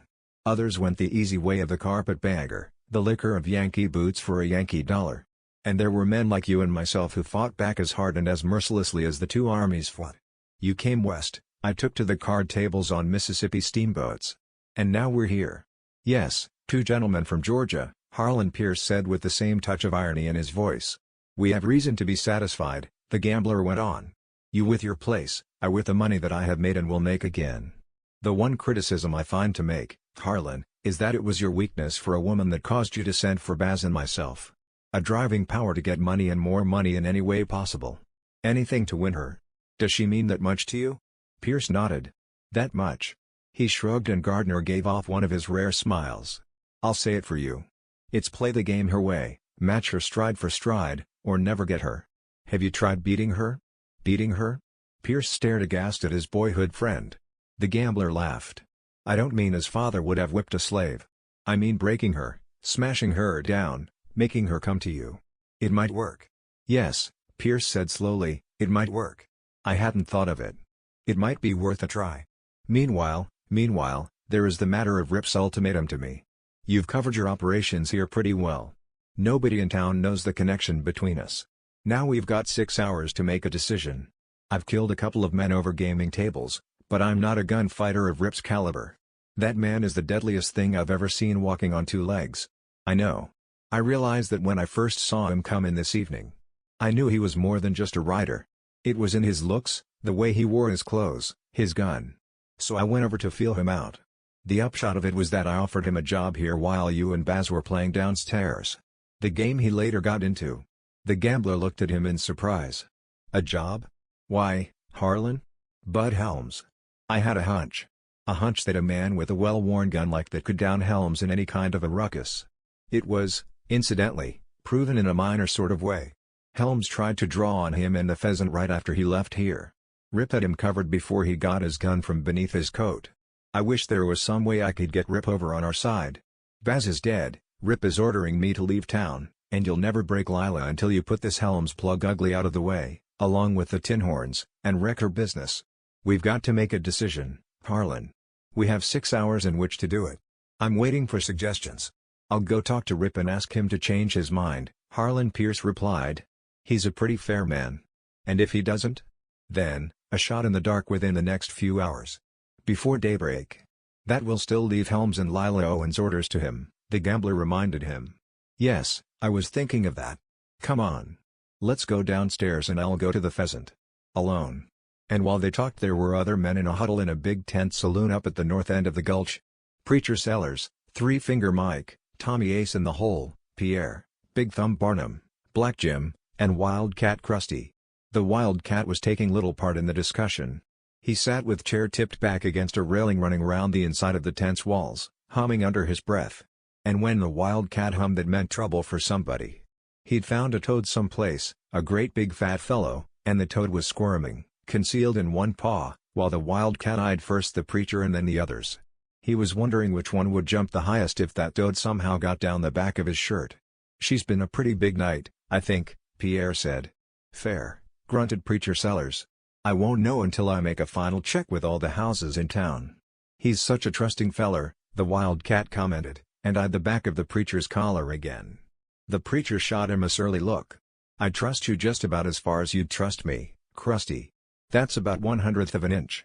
But nobody's got any complaints so far. Our big problem right now is Rip. Ours, he says, jeered the Wildcat. He runs the bunch of us under Lila Owen's orders, but when it comes to something unpleasant it's all of us. But go on, partner. I'm listening. Rip won't come in with us. That means he's got to go. I told him that when he got in town. I was figuring on Bud Helms taking care of it. Bud can still do it if he'll let his full pride alone and use his 4 men to back him up. But I know Bud too well. He'll probably try it alone and get himself killed. So we're not figuring on Bud. It's got to be us. Rip can wreck us here and we've got too much at stake to let it happen. So it's up to us. Count me out, Wildcat Krusty said flatly, the toad in his hand forgotten. I ain't forgetting the time when one of my wives was sick. You never had a wife, cut in Mike, grinning. That's a good one, that is ha ha ha. Well, she was my wife for the time being. Anyhow, she was sick and I was down and out and Rip come through with enough to take care of her, plus a stake for me to get me back on my feet. So count me out. You're in, Preacher Sellers told the pudgy man coldly. You'll play with us or you get run out of town. That, snickered Wildcat Krusty, I can hardly wait for. You going to do it all by your own self or have the Rip snorting Bud Helms do it? Sellers ignored him and went on. I'm going to talk plain. Rip won't leave, so he's got to be packed out. I'm not squeamish and I don't believe you others, with the exception of Krusty, are either. So Rip stays. Permanent. 2,000 cash from our winnings to the man who gets him in the back, when it's dark. Well? He snapped in the silence that followed. Black Jim Smith shifted in his chair and looked at the others. He shrugged his big shoulders. Agreed. I'm in, Mike said. I haven't forgot how I lost a thumb and finger. I jump at the chance. And you, he sneered at the preacher, telling me only a few hours ago as how I was to greet him with kisses and such. Pal. By golly, I go along too, I think, Pierre LeBlanc said. The others nodded, all except Wildcat Krusty. He had the toad down inside of his shirt now and was fashioning a small Napoleon hat from a piece of paper. He brought out the toad, laced the hat over it, and set it on the bar. The hat went crow-hopping down the length of the rough plank and the Wildcat rose leisurely, chuckling at the sight, and retrieved his prize. Count me out, he said. But don't try to run me out. This started some persuasive talk which got nowhere. Krusty was adamant. Argument followed. It had reached the threat stage when the flaps of the tent were pushed aside and 2 men, clubs dangling fiam thongs around their left wrists, entered. Hello, Hoff, Preacher Sellers greeted the larger of the 2, a once massively built man now going to fat. Howdy, Howard, to the smaller and younger. Hello, "Preacher," grunted the big marshal. And to the bartender, "A snort, loopy. Big one. On the house, as usual." The big-eared barkeep nodded and reached for a bottle. Hoff turned to the group at the table. The wildcat had bent down to pick up a small rock from the dirt. He flicked it at a fly asleep on the side of the tent wall. "I'm looking for a man," the marshal said. "Platinum hair, dressed in dark clothes, cowpuncher, wears a six-shooter. Same gent who threw a gun on Bud Helms." "Seen him? Rip?" Mike put in. "He was up in the big game room at the Pound, having it out with a couple of." "Rip?" Mike put in. "He's not anymore. One of them's dead. Feller named Baz. He was up there," Hoff cut in. "What?" burst out Pierre. "Got him over the table with a .44 on what was supposed to be a crooked play." "If Rip said it was crooked," Krusty put in, the toad back in his hand, "then you can bet your life it was, mister." "What happened?" the preacher wanted to know. The marshal told them. He added, "And that ain't all. That big drunk miner named Joe who made a clean-up at the Pheasant tonight was found a little while ago right in front of his cabin with his head bashed in. Dead. Robbed. And 2 more miners got stuck up by a masked man on their way home. The town's boiling. There's talk of a miners' meeting and vigilantes. Unless I miss my guess there's going to be a real mess of trouble popping." He reached for the drink. "Well, we'd better get on down to the Pheasant. Maybe he's in there. Here's luck." He had the glass to his lips when something happened. Whiskey spewed from his mouth and the glass hit the dirt and went rolling. Hoff let out a bawl of sheer terror as the cold object slid down the back of his collar and along his spine. He spun like a big bull, yanking hard at his shirt tail. It came free and a big toad plopped to the dirt. Hoff stared foolishly down at the toad. The toad stared foolishly back at Hoff. And from somewhere out in the night came roars of coarse laughter above the sound of running boots. The wildcat had scored again. Chapter 6. Elsewhere there was still more conversation in low whispers that night. Over back of the Pound's wagon yard Bud Helms had slipped through the darkness toward Judd Brooks's cabin. He went with the gun in his hand because he wasn't sure what he would find. Luck, however, was with him. He stepped into the doorway and struck a match with his left hand, and found himself staring at the muzzle of Evergreen's pistol. The youth lay in the upper bunk above where Rip's belongings had been placed. From the room beyond came the heavy sounds of Judd Brooks's breathing.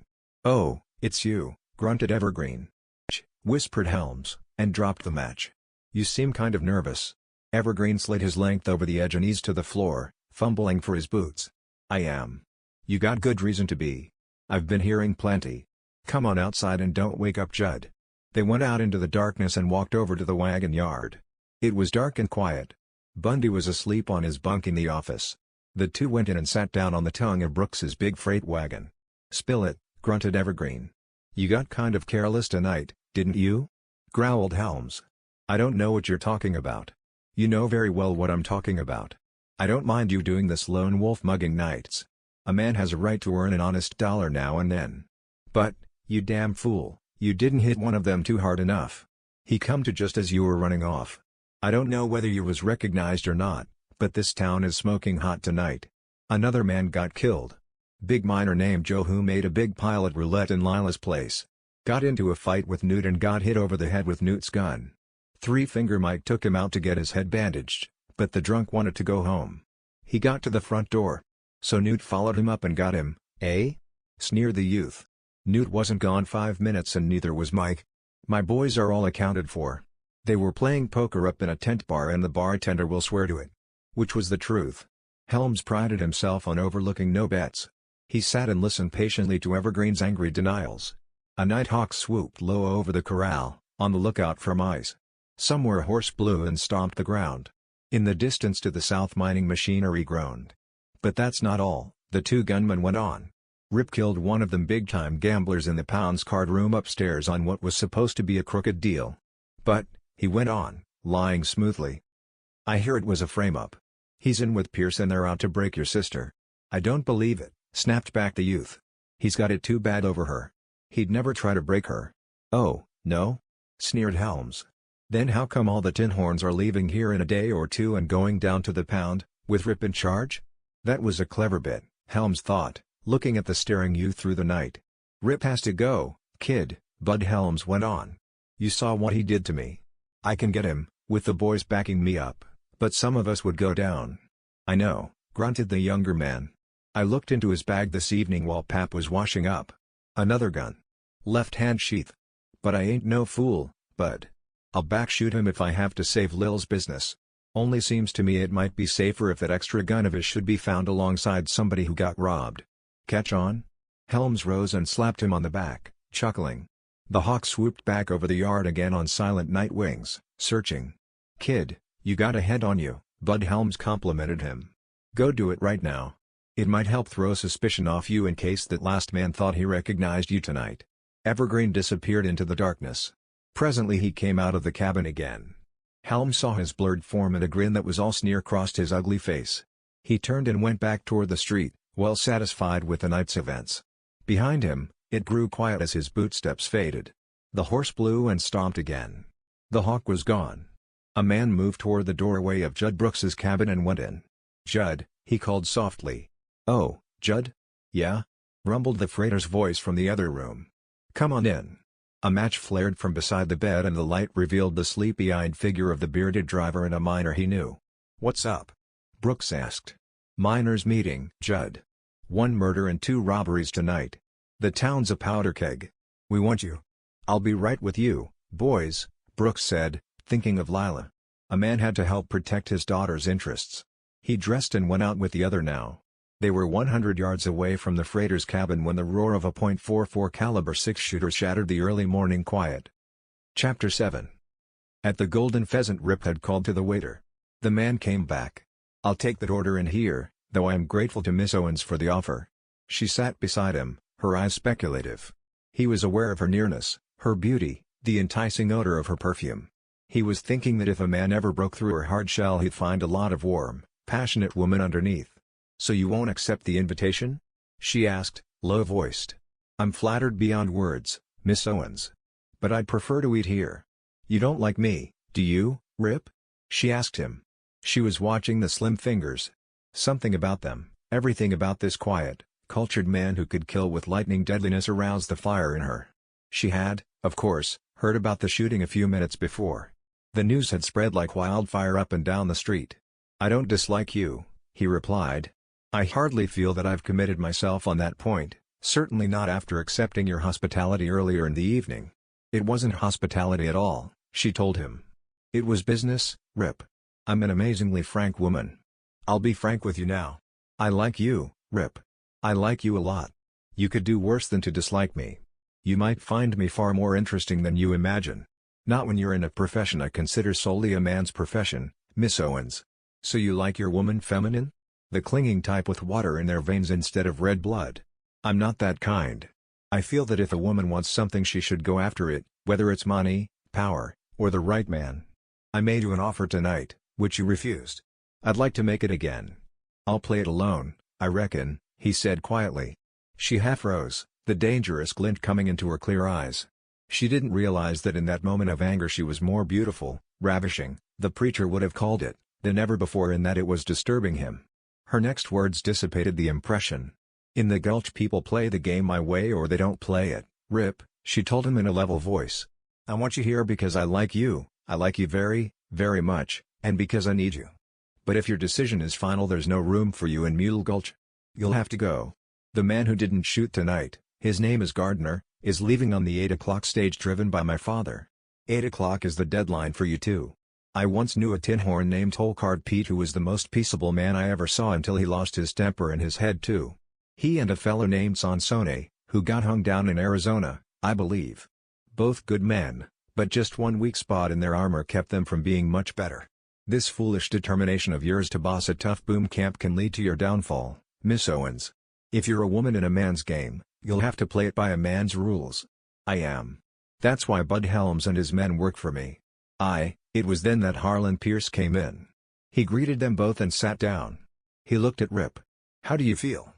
"If you mean about what occurred down at your place, Pierce, I'm sorry it had to happen but I have no regrets. No man should have when shooting to save his life. As far as I'm concerned the matter is closed. I wanted to talk to you both about something else. You've both given Gardner an ultimatum to leave town. He's really not a bad fellow. I'd like for him to stay. He goes," Rip said with just a trace of harshness in his voice. "He's crooked." "But Baz was his partner, Rip, his friend," protested the pound's owner. The least he can do is take care of the burial. I'll leave the decision up to Miss Owens, Rip said. As for the burial, there are plenty of miners still in the dives who could go out and do the job within a couple of hours.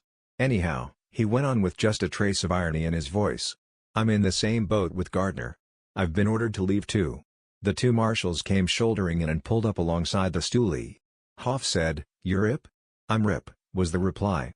"I'm arresting you for shooting that gambler tonight." "Come on." "Hoff," Lyle Owens said firmly. "I run this town and I pay most of your salary." "I know that, Miss Lila," Hoff broke in, red-faced and uncomfortable. "But this thing's getting out of hand. It's got to be stopped, and tonight we're starting in to put a stop to it." "Do you know what happened to that big miner that Newt Dandy hit over the head at the roulette wheel?" She said, no, she didn't know. She hadn't heard. He told her, found dead in front of his cabin with his head bashed in and his money gone. "And that ain't all," he went on. "Two more men got held up by a masked man with a gun, hit over the heads and robbed. 3 in one night. Not counting Rip's fracas. This Gulch is a powder keg tonight, Miss Lila. We got to do something. I even heard talk about a miners' meeting, but I don't take too much stock in it.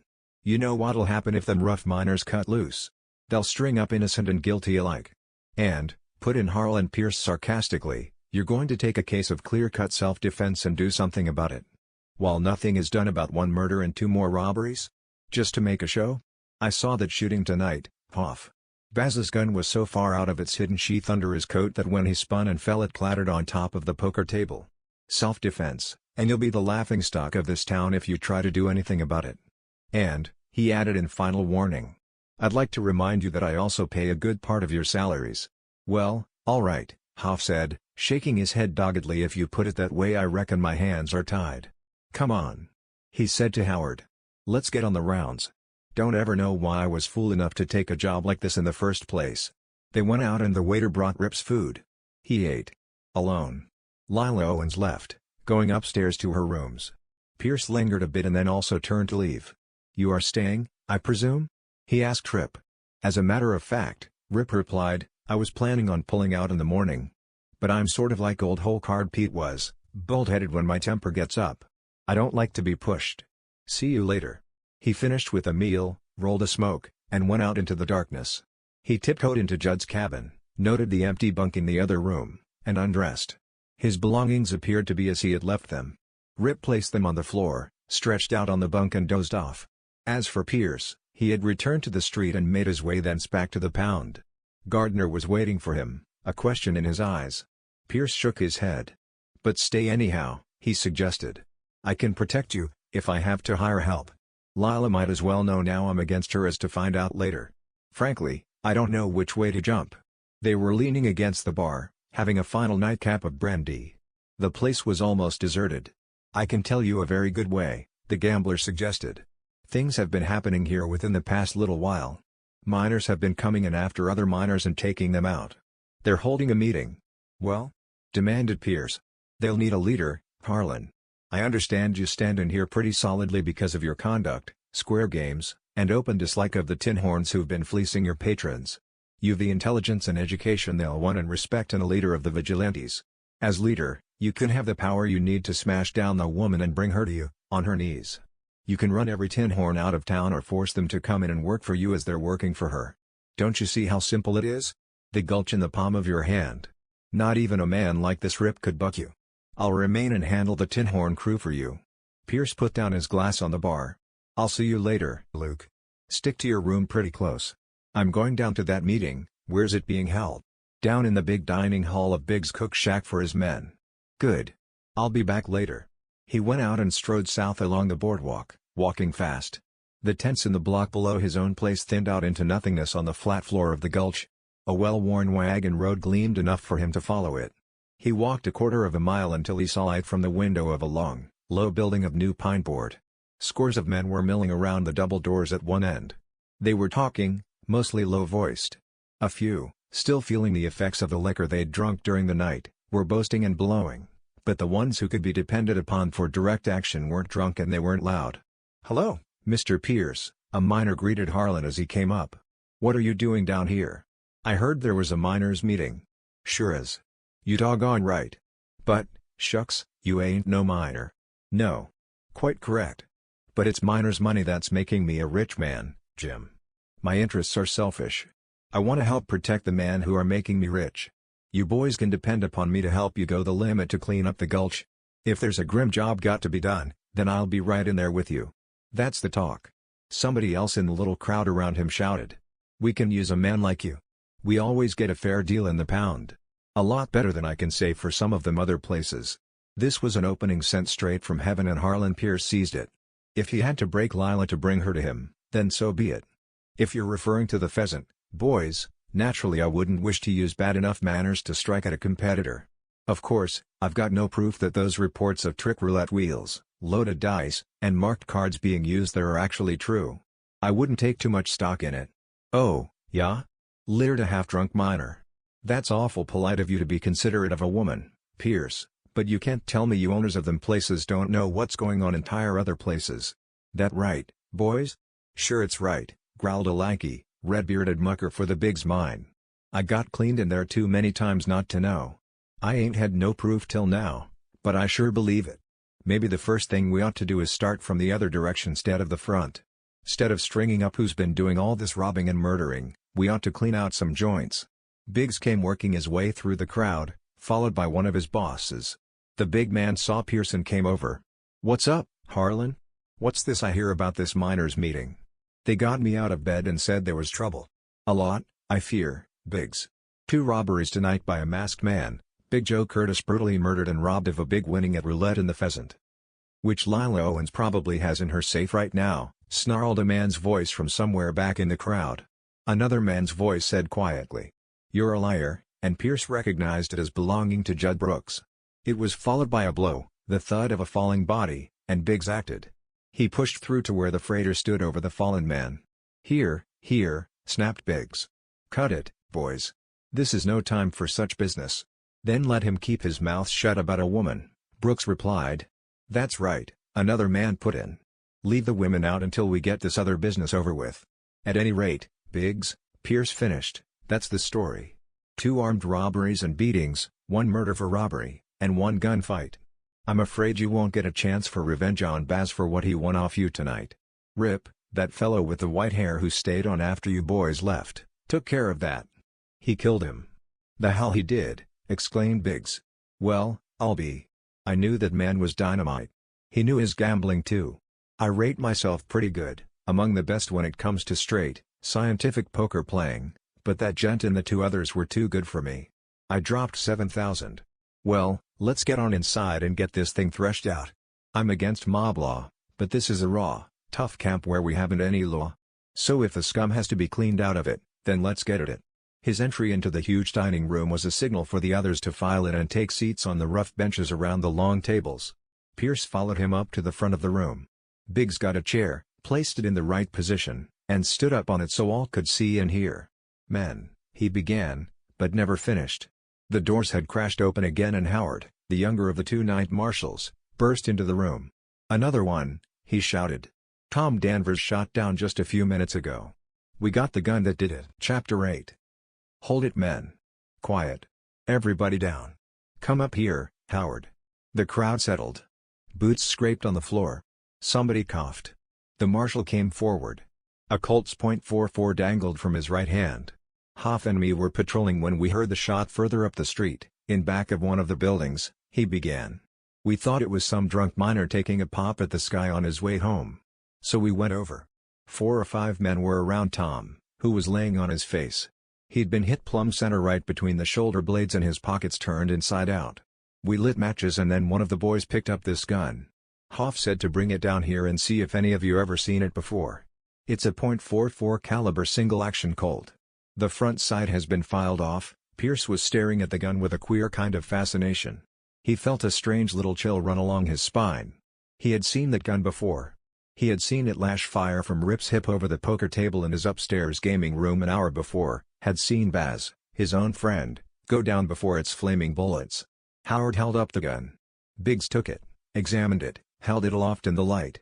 Anybody ever see it before? The mine owner called. Shiny walnut handles. Front sight filed off? Then one voice spoke up in the silence that followed. It said, I have. Harlan Pierce got up. He went over, took the weapon, examined it, nodded his head. "It's the same gun, all right, men."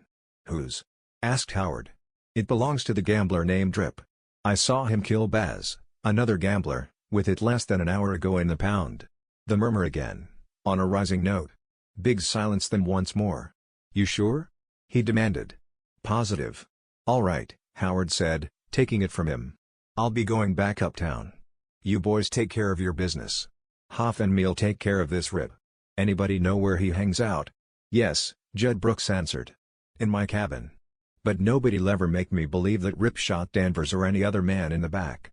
So you boys better proceed pretty cautious-like before you start running for ropes." Howard went out, not noticing a man who disappeared and scuttled into the darkness. 10 minutes later, the hombre knocked on the door of Judd's cabin, went in and spoke to Rip. "Little game of tag going on in town," he said. "Who's doing the tagging?" "I don't know just how many, but one thing I do know," Wildcat Krusty replied. "You're it." In the dining hall the meeting was getting in order with surprising smoothness. Biggs was still presiding but he was protesting. They had just nominated him as leader. "Now hold on boys," he urged. "I've got my hands full with a mine and a mill and looking out after 60 or 70 miners. It's a 16-hour-a-day job that keeps me humping.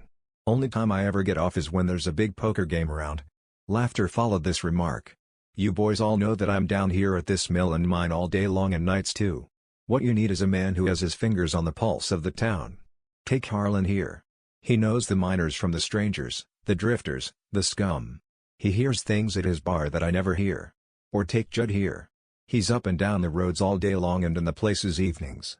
He or Harlan could easily point out the men who are not working and have no visible means of making a living, but who are getting along just the same. If it's men you want to run out of the Gulch, I'd say Judd. If it's crooked joints you want cleaned out, I'd say Harlan. Heck, put both of them on there." A man shouted. Brooks stood up. He looked at Pierce. "I withdraw in favor of Pierce," the bearded freighter said quietly but so as to be heard by all present. "I can't serve with him, because he just dropped a hint that the games at the Golden Pheasant are crooked." "Well, they are," growled a man seated up front. "A crooked dive with cheap gunmen like Bud Helms and that evergreen hanging around there." His words trailed off into silence as the freighter turned icy eyes upon him. "The man known as Evergreen," Judd said, "is really named Luke Brooks. He's my stepson. The woman known as Lila Owens is my daughter. Gentlemen, I nominate Harlan Pierce to lead the Vigilantes in cleaning up the Gulch and you can count upon me to help you take care of any necessary jobs." He walked the entire length of the building with 50 pair of eyes upon his broad-shouldered figure, his footsteps the only sound in the room. He went back to the Pheasant. Lila sat at the dressing table in her room, brushing her hair. She turned on the seat. "Hello, Pap. Aren't you up rather late for a man who's taking the stage out in the morning?"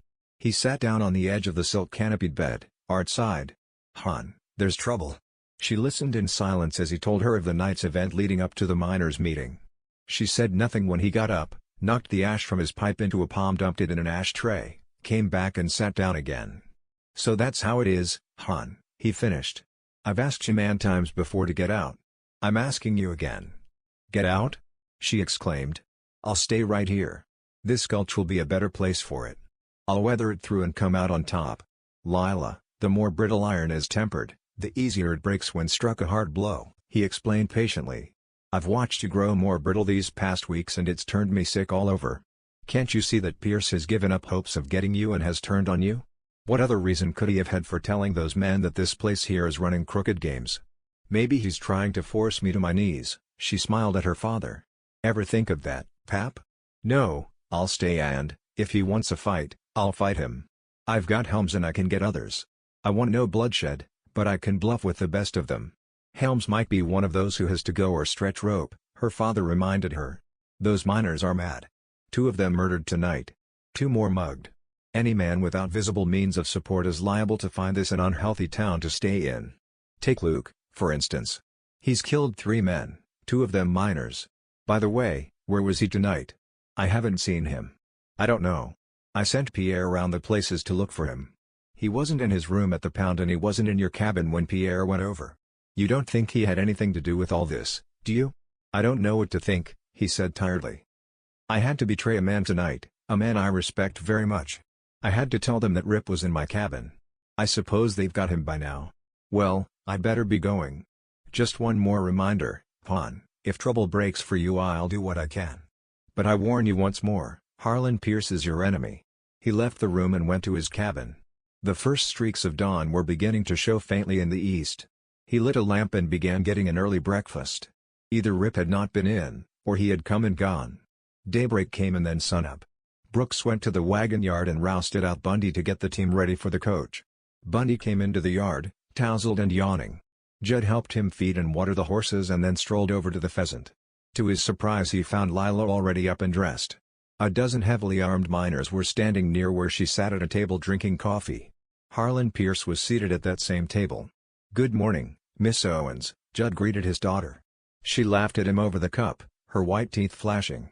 "Not anymore, Pap. We can get along without that now. The whole town knows this morning. It hasn't made me any more popular, and I'm not sure it has helped you any." He nodded a curt greeting to Pierce, who was working over a paper with a list of names. "Any news of Rip?" the freighter asked. Pierce shook his head. He must have got wind of something and flew the coop. His black was gone from the stable when the night marshals went down there after searching your cabin. "There's the possibility they might want to ask you some questions." "Any time," said Judd Brooks. The big stagecoach was pulled up before the front porch of the pound. The shotgun guard was busy tossing up the baggage of the 3 passengers. The line was a branch running 12 miles north to a stage station on the main line. It was an easy 4-hour trip, particularly when there wasn't much of a load. There seldom was going out. It was coming in that men sometimes couldn't find room to ride. Bundy finished lashing down the baggage on top and jumped to the porch. The shotgun guard, a grizzled old-timer named Henry who claimed to have been one of the original Pony Express riders, grunted his way up into that seat. "Let's get rolling," Judd called down to the 3 men. They got in, the coach springs creaking as their weight settled down below. Judd unwrapped the lines, his eyes still on the crowd. He waited, and then he saw Pierce coming down the boardwalk from the Pheasant. "All set?" the pound owner called up. "I reckon," the freighter replied. "But I sort of figured that we might have one more passenger this morning." "Gardner?" "Sort of. He's staying," Harlan Pierce said softly. Brooks kicked the brake handle free and sang out to the 4. They hit the traces tight against the neck collars and the northbound stage rolled out of Mule Gulch on its morning trip up to the main line station. The road followed the floor of the gulch, climbing steadily, and finally, after a hard pull up the west side, came out into timber rolling across flat country. Judd sang out again and they hit a fast trot. 4 miles farther on they dipped into a sharp water cut and started out on tire other side through a mass of buckbrush. Suddenly a shot roared out. Old Henry gave a convulsive gasp and jerked queerly, then went over the left side. His body struck the front wheel, bounced off, and thudded to the ground. "Whoa," roared Judd Brooks, and hauled up on the lines. "Hold him high," shouted a voice, and then 2 masked men emerged from the buckbrush, working their horses through. "Where's Gardner?" demanded one, riding close enough to peer into the coach where 3 frightened men stared at the cocked pistol. The other masked man was covering Judd. "At the pound," Judd Brooks answered. "He didn't come." He was staring at the 2 men. Something about them was vaguely familiar. Chapter 9. He let his black gelding take its time. He would let the stage catch up with him and talk with Brooks. The information received would determine his next move. He rode on for an hour.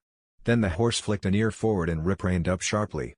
He saw 3 distant riders cutting in on a circle from the west, and something about their actions aroused the lawman instinct in him. He put the black over into the timber into cover and began working his way cautiously forward. From off in the distance, and to his rear, he heard the stage coming. It passed 300 yards to his left, the clank of the harness and squeak of the springs plainly audible. Rip followed it, holding his course off to one side. He increased pace to keep up with it. The buckbrush began to thicken, evidence of a gully or waterbed somewhere up ahead, and Rip worked toward it. He was 200 yards away when he saw the back end of the stagecoach come to an abrupt stop as a shot rang but and heard a voice of command. He bent in the saddle and brought up the .45 to 90, levering open the breech far enough to make sure of the long brass shell in the chamber. The rifle lifted to his shoulder, roared back in recoil.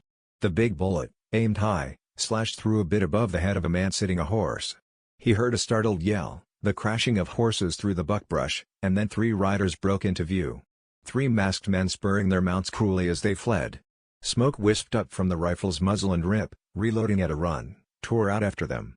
They were 200 yards away now, far too distant for effective pistol shooting, but 2 of them were firing back anyhow. He saw one of the masked men slide his horse to his haunches, and years on the trail told him all too well what it meant. He was out of the saddle and hitting the ground, down on one knee. The big single shot came up as the other started shooting. He was using what sounded like a .40 to 40 repeater, a weapon good for fast, effective work at up to 200 yards, but not much over that, unless in the hands of an expert. This man wasn't. 2 slugs struck the ground beside Rip before the .45 to 90 gave off with its second roar.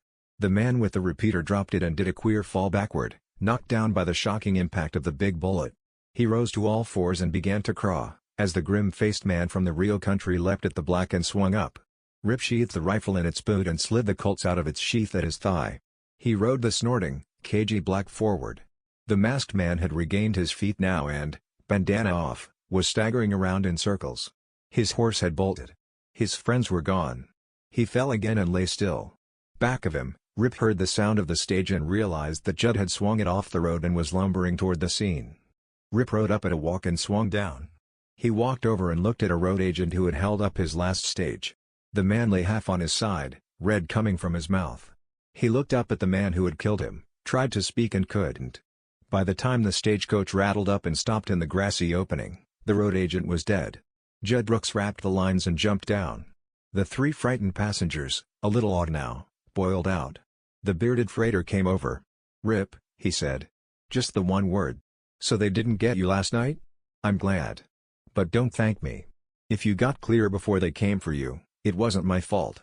I told them at the miners' meeting that you were in my cabin. I had to. They had your gun, Rip." "The other one, Judd," Rip replied. "The mate to this one." "So you're to gun? I should have known.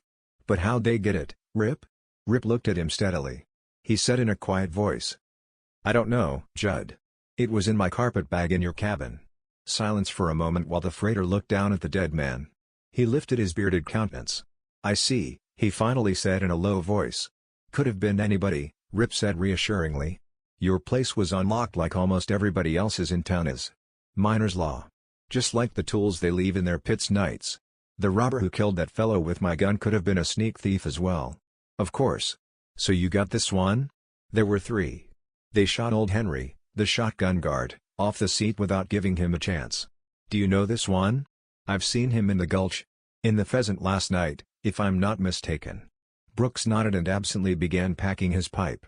The 3 passengers stood in silence. "It's Newt Dendy, one of Bud Helms's men, Rip. I thought there was something familiar about him, even though his voice was a little disguised when he yelled at me to lift the lines." "And the other 2? "No, I didn't recognize them," was the low reply. Rip bent and removed the man's pistol from the sheath. He noted the one shot fired from the chamber next to the hammer, stuck the barrel's muzzle to his nose and sniffed.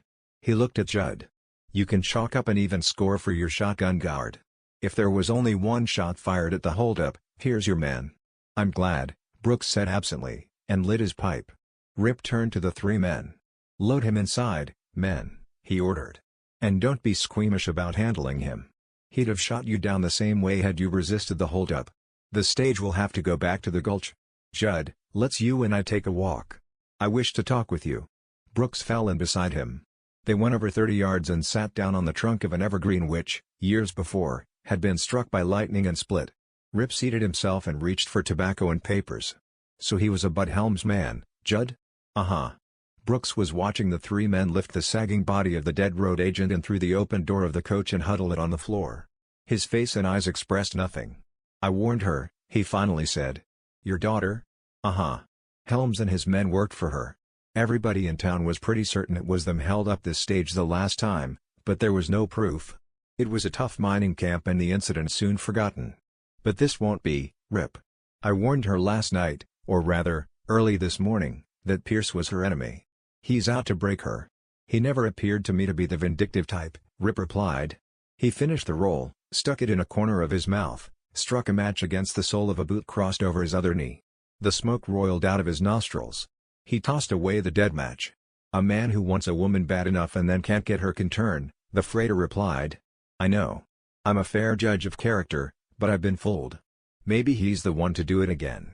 "What happened in the Gulch last night?" "All of it." Brooks told him, pausing now and then to lean forward with his elbows on his knees, wet pipe stem clenched between his horny fingers. Rip sat and listened, watching the bearded face. Brooks did not look at him while he spoke. "How'd you get tipped off that they were after you, Rip?" He finished. "When I got to the cabin you and your stuff were gone. One of the Tinhorns named Wildcat Krusty. Crest doesn't look like much, Judd, but he's one of the shrewdest men alive. He knows us about and hears things. If there's anything doing the Wildcat will ire there. He's been in too many tight spots not to keep awake. He heard about that miners' meeting and went down. Wanted to learn if they were going to clean out the Tinhorns your daughter has working for her.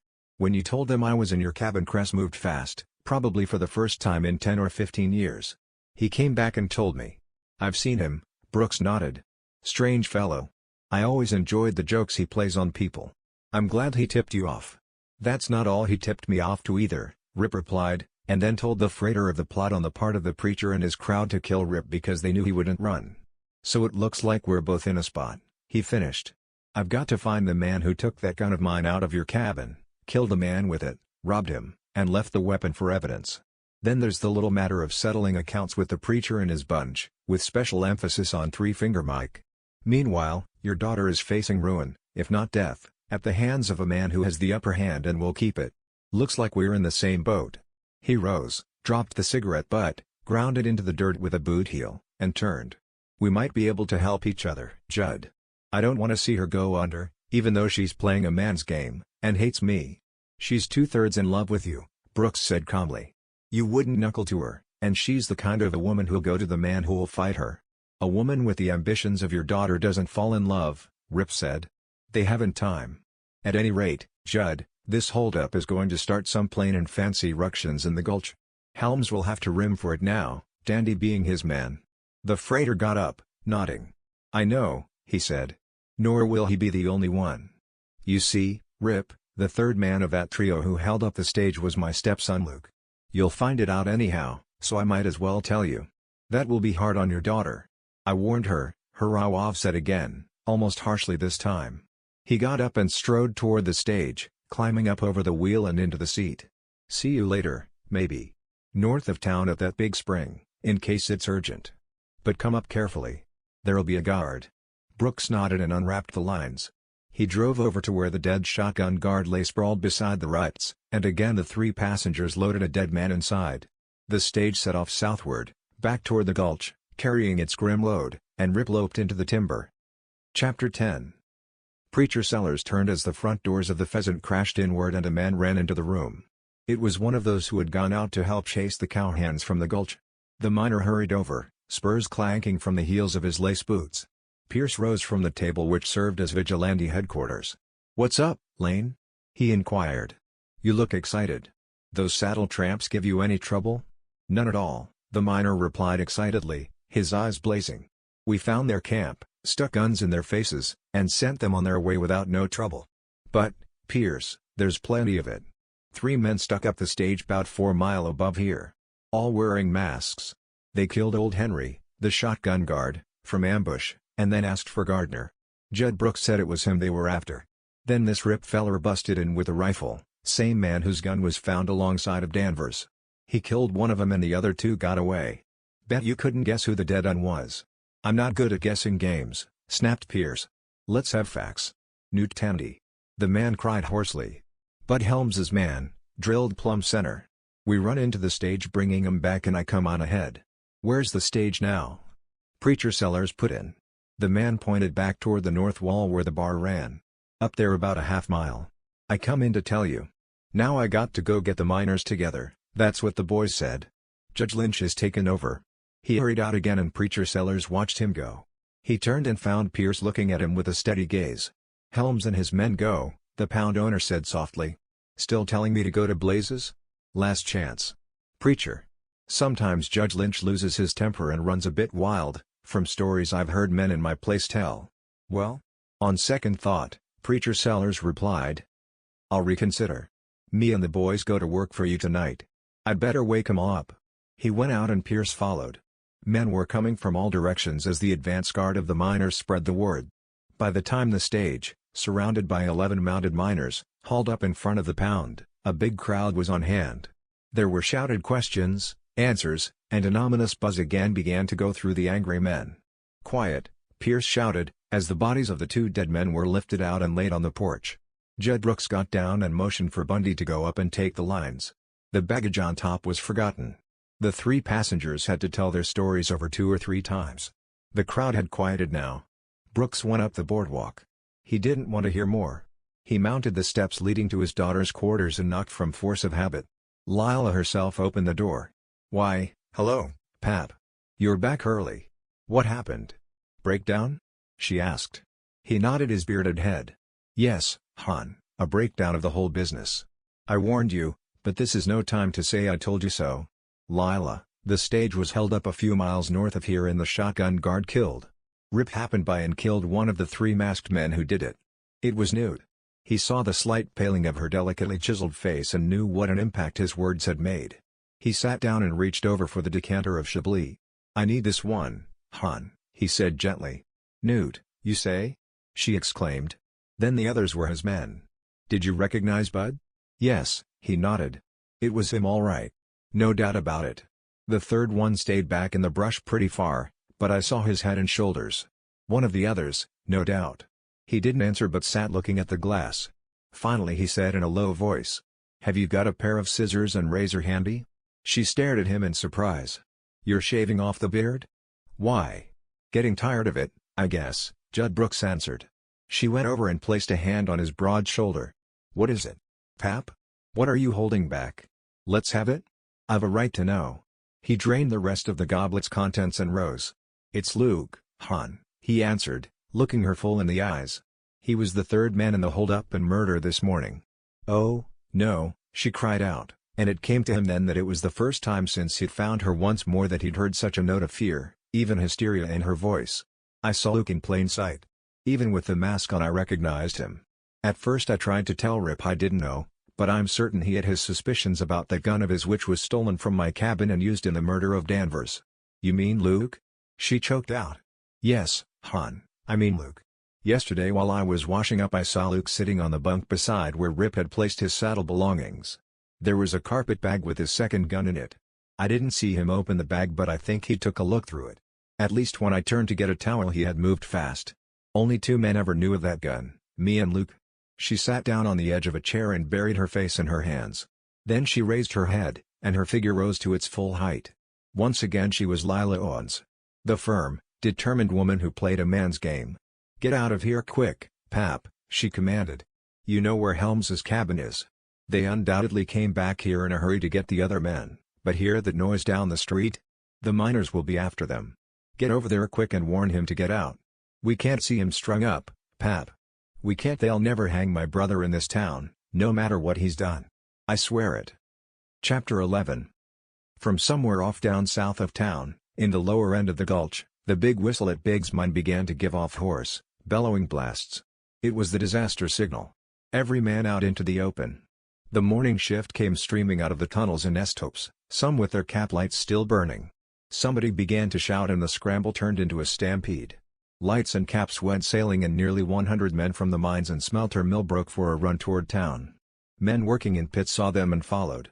Still other miners ran for cabin and bunkhouse and came out armed with pistols, rifles, shotguns. Mule Gulch had gone mad. The sun had turned a red color. Some said it was because of the smoke from the mill. Others said it was blood in the air. The stagecoach still stood in front of the Silver Pound, Bundy holding the snorting, frightened horses. 200 men were milling around. Shouts, oaths, orders, supplications filled the air. A group of heavily armed miners, drunk and remembering losses at gaming tables, tore down 3 tent bars and set one of them afire. Hoff and Howard, tired from the night's work and red-eyed from loss of sleep, fought their way through the crowd to where Pierce stood on a poker table carried out from the Pound's gaming room. The gambler, Gardner, stood impassively to one side. Immaculately dressed in gray suit, white shirt, newly shined shoes, the sedate diamonds glittering from his dark cravat in his slim fingers. He had been forgotten. Nor did anybody notice the black horse carrying Rip as it came in out of the trees and pulled up before a rude, strongly built shack which served as marshal's office and jail. Lila Owens came down the street to where more than 200 men milled around, and pulled up close by where Gardner stood alone. He smiled and tipped his hat. "Miss Owens, I believe? I saw you yesterday when I came in on the stage. You were walking down the street." "I didn't see you," she replied. "But you could be only one man, Gardner. I thought you had orders to leave town." "I believe Harlan did say something about it, Miss Owens," he answered. "But as you see, I'm still here." "You'll leave," she told him, fighting down the fear she kept so well hidden. She was still Lila Owens. She was still a power in the Gulch. "So you call him Harlan now?" "Yes," he nodded. "You see, Miss Owens, you're not the only one who thought of bringing in gamblers to fleece the miners. That was mine and Baz's job until your good friend a touch of sarcasm here. Rip shot him early this morning and then ate a hearty meal while he talked with you. Harlan did the same as yourself. Only we were not to fleece the miners by crooked dealing, simply because it was easy enough to win without resorting to such methods. Our job was to take care of your Tinhorns. Unfortunately this man Bud Helms stepped into the picture, at your orders. He's a gunfighter and plain killer, hired by a woman." Again the touch of sarcasm and contempt in his voice.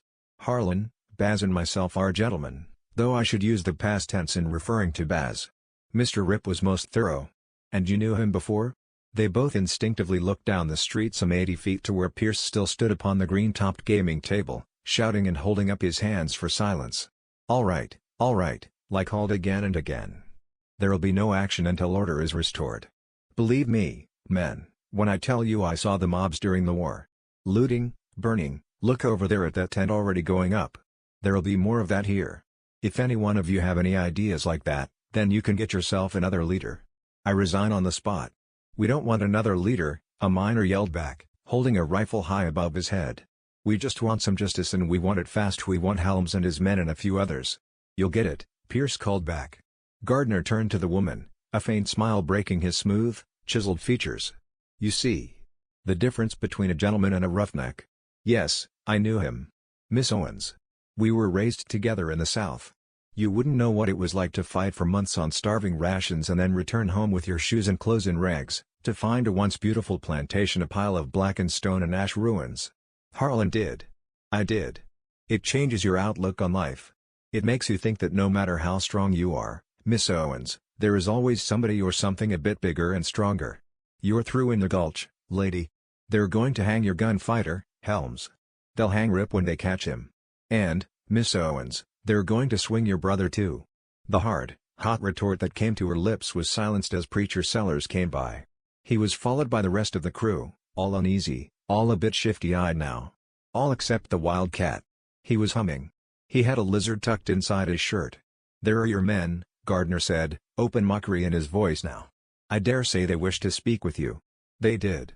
"We want to talk with you," Preacher Sellers said. "About what?" she demanded. "Up at the Pheasant," the preacher replied, his eyes on the crowd. "Come on," Lila Owens said to Sellers and his crew. Bessie came down the stairs, heading toward her mistress. She was frightened at the noise below. Lila Owens stood looking at them quarreling with her Tinhorns in the Pheasant's gaming room, cold contempt in her clear eyes. "So that's it? Running like cowards." Switching to Pierce. "They sorta got their shirt tails out in the wind, getting ready for a fast dash. I reckon," grinned the wildcat. Preacher Sellers shrugged his shoulders, bony and sloping beneath the black coat. "Call names if you wish, Lil. But you in our game and you ought to know that we try to play 'em safe all the time. We got everything to lose, and everything to gain by the switch. So we're switching." "Not me," Wildcat Krusty put in. "That's too far for me to walk. I'm a lazy man. So I reckon I'll stay up here in the Pheasant and play them. Save me the trouble making the rounds nights, and anyhow I can make more money by myself." "You'll go with us?" Sellers warned him coldly. "You think I will?" Krusty said, the good humor gone from his face. "Anytime you got some more ideas like that just spout them, preacher. And Mike, maybe you better get that nasty look off of your face before I just naturally bust it in with a gun barrel." "Let him stay," Mike sneered to the preacher and the others. "This place is through, wiped out. There won't be a dozen customers a night come in here." "In which case," chuckled Krusty, restored to good humor as quickly as he had been angered, "I'll come down and play against you bunch of thieves." He was directly back of the preacher now, his hand inside his shirt. "Leave him stay," growled Black Jim savagely. "He'll wake up some morning with a vigilante noose in his face and there'll be one less to help split the profits." "Very well," Lila Owens replied. "I'll settle up with you right now. Then I want the lot of you to get out and stay out." She sent her manager upstairs to get the cash and within a few minutes they were paid off from the profits of the night before. Preacher Sellers was the last to get his money. He straightened from the table, started to tuck in the gold coins, and a strangled squawk broke from him. My pet rattlesnake, bald wildcat Krusty. I had him in my hand and damned if he didn't slide down the back of your neck. His hand went out and down in a hard smacking sound, hard against Bessie's buttocks. She screamed, and the wildcat broke for the front door, his roars of coarse laughter filling the pheasant's big, deserted room. Preacher Sellers had slung off his coat and, like the marshal the night before, jerked out his shirt tail. The lizard thudded to the floor and streaked across the room. Sellers' eyes blazed and his hand flashed beneath his shirt. His gun and three-finger Mike's came out simultaneously, Mike's in his left hand. 2 shots roared out. The swinging doors split and a body rolled out and curled up on the boardwalk. Wildcat Krusty had played his last joke. Sellers and Mike followed him out and stood there, guns still in their hands. Over across the street Hoff and Howard, struggling with a second pair of prisoners, didn't notice. Mike looked down at the still body and a sneer crossed his hard, shifty face. "Why don't you laugh?" he jeered down. "Go ahead, ain't it funny? Me, I'm dying laughing. I'm hollering till my sides hurt. Ha ha ha." He grunted savagely. "I got a hunch how come it was that Rip got warned about the vigilantes and lit a shuck," Sellers said to him. "I got another hunch says he knows we were out to get him. Krusty. Krusty every time. He always liked Trip. Rip was his friend. But, he won't play no more jokes on me," Mike sneered down at the body again. "Why don't you go tell your friend Rip about this?" Had Mike happened to look up toward where the 2 marshals were still pushing and fighting their 4 struggling prisoners, Three-Finger Mike would have found that was unnecessary. Rip, leaning against a comer of the combination jail and marshal's office, had witnessed it all. Chapter 12. After the killing of Newt Dandy 4 miles or so north of town, the 2 remaining road agents finished spurring their horses down over a ridge and out of sight. One of them looked back as they dropped from view, and jerked off his mask. "Phew," gasped Luke Brooks, spurring in alongside his companion. "Now the fat's in the fire for sure." "You're in a tough spot, bud." "Me?" called back Helms, his own mask also off. "Sure, I'm in bad. I'm bumming the breeze back before the stage gets there and getting the rest of the boys. We'll all light a shuck." "What do you mean by this wee business?" "I ain't got any reason to run. Newt didn't belong to my bunch. Nobody'll know I was in on it." Helms didn't answer. They topped another ridge and, hidden by the timber, looked back. Luke Brooks began loading his empty pistol. "He's stopping up there by Newt," Helms announced, raising high in the stirrups. "Near as I can see, Newt is down and down for sure." Now that pursuit had stopped they could blow their horses. But Helms began to reload his own weapon. "That was sure a fool thing for Newt to do, shooting old Henry out of the seat that way," Luke Brooks complained. "Wasn't no reason for it. The old man would have dropped his gun and put up his hands anyway." "Maybe," growled the gunman. "But he was an old-timer and most of them old devils are as salty as the bottom of the ocean. That was the only way to play it safe, bust them out without warning. Which," grunted the younger man sourly, "was why I was so damn particular about coming along. My own old man was driving, you know," he reminded Bud sharply. "Forget it. He'd been safe enough. After all, I work for Lila." "Yeah," sneered the other. "And Newt with the itchy trigger finger works for you." They set off again, swinging east and finally hitting the main road back to town. At last they came to the section of flats which spread out among the trees a bit north and east of the main part of the town. Here the sand bed of the Gulch, a roaring stream of brown water during rains, swung into a bend that gave plenty of room for cabins and tents. The 2 men lost no time. They rode up and swung down, disappearing into the semi-darkness where 3 men lay sleeping. The place stank of stale tobacco smoke, sweaty clothes and saddle blankets, plain dirt. "Get up," snapped Helms, shaking them hard. "Get out of there quick." Hells busted loose. They came out grumbling, still fully dressed except for their boots. The sleepiness disappeared in a flash as the gunman told them what had taken place. "I knew you ought to took me along to help get that gardener instead of Newt," a rough-looking man with a growth of sandy stubble grunted, tugging at his boots to pull them on. "Newt was too itchy trigger. And all on account of that fool. We got to hit the breeze again right when we're in the middle of the best thing we ever run into." "Never mind," snapped back Helms. "What's done is done. We're heading out fast. Rattle and get saddled. The minute that stage hits town it'll be swarming like a den of mad rattlers. Hurry it up while I get these bedrolls wrapped. Move. Give me a hand, Evergreen." Luke Brooks had rolled a cigarette. Of the 5 of them he was the least excited. "Thanks, Bud, but I'd better get over to town. Be better for me if I'm there when the stage comes in." Bud Helms straightened. It became quiet in the room. "So you think you can pull one like that, eh?" he grunted. Go back to town and play the innocent little boy, huh? Wait until we're gone and then talk loud about what dirty, murdering holdups we was and how we ought to be strung up. His gun came out in a flash, covering the other. Shuck them. Sandy, take his irons. And, Evergreen, you better hope we don't get caught either. Because if we do, the town of Mule Gulch is going to know who killed that miner with Rip's gun. I guess you wouldn't have too much to lose at that. Luke Brooks replied slowly. Because if they ever get you, it'll be a rope. Sandy had slipped away the belt gun and the one at Luke's thigh. He tossed them onto a bunk and followed the others who had slipped out the back door and were hurrying toward the small, makeshift corral where they kept their horses. Under Helms's orders, the younger man began rolling and tying the saddle bedrolls into small round bundles for convenient lashing back of the candles. After a time the three men led their horses up to the back and slipped in for saddles. It was about then that the knock came on the front door. Helms whirled, guns out in a flash. He nodded toward Lance. "Who is it?" Luke called. "Open up, son," came Judd Brooks's voice in reply. "It's me." Helms shot a look at his men. This was fast work. Judd must have just about run and galloped his horses all the way back to town. Luke went to the door and opened it. His stepfather came in and looked about him, at the others. "I was pretty sure I'd find you here," he said. "Why?" demanded Luke. "I haven't done anything." Judd Brooks sat down on a bunk and reached for his pipe. He took his time about replying. He reached for tobacco pouch. "What's up?" demanded Helms. "Let's have it." "I haven't done anything," Luke Brooks repeated. "It's no use, son," the freighter replied. "Denying it won't do any good. I recognized you in spite of the mask. You should have stayed out of sight in the brush.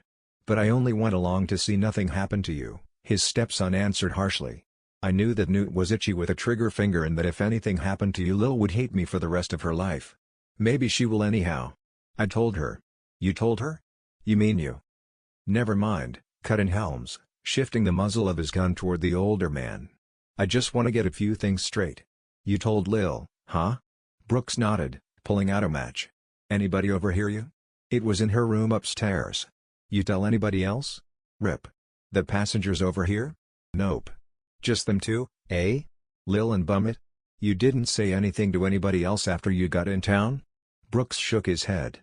Helms turned, grinning, and lowered the gun. "In that case," he said with satisfaction, "we got plenty of time. Nobody but Lil or Bummit could tell the miners who it was." "That's right," the freighter nodded. He was thinking that Helms was a pretty stupid man not to remember that the passengers, though not knowing the identity of the two escaped road agents, would certainly have overheard the name of the man who had been killed. He said, "But they'll find out. That's why I'm here." He looked at his stepson. "Son, Lil sent me over. She wants you to get out of here fast. Where you go I don't know nor do I care. But get out. She swore she'd never see you lynched in this town." "No reason why I should be," protested Luke Brooks.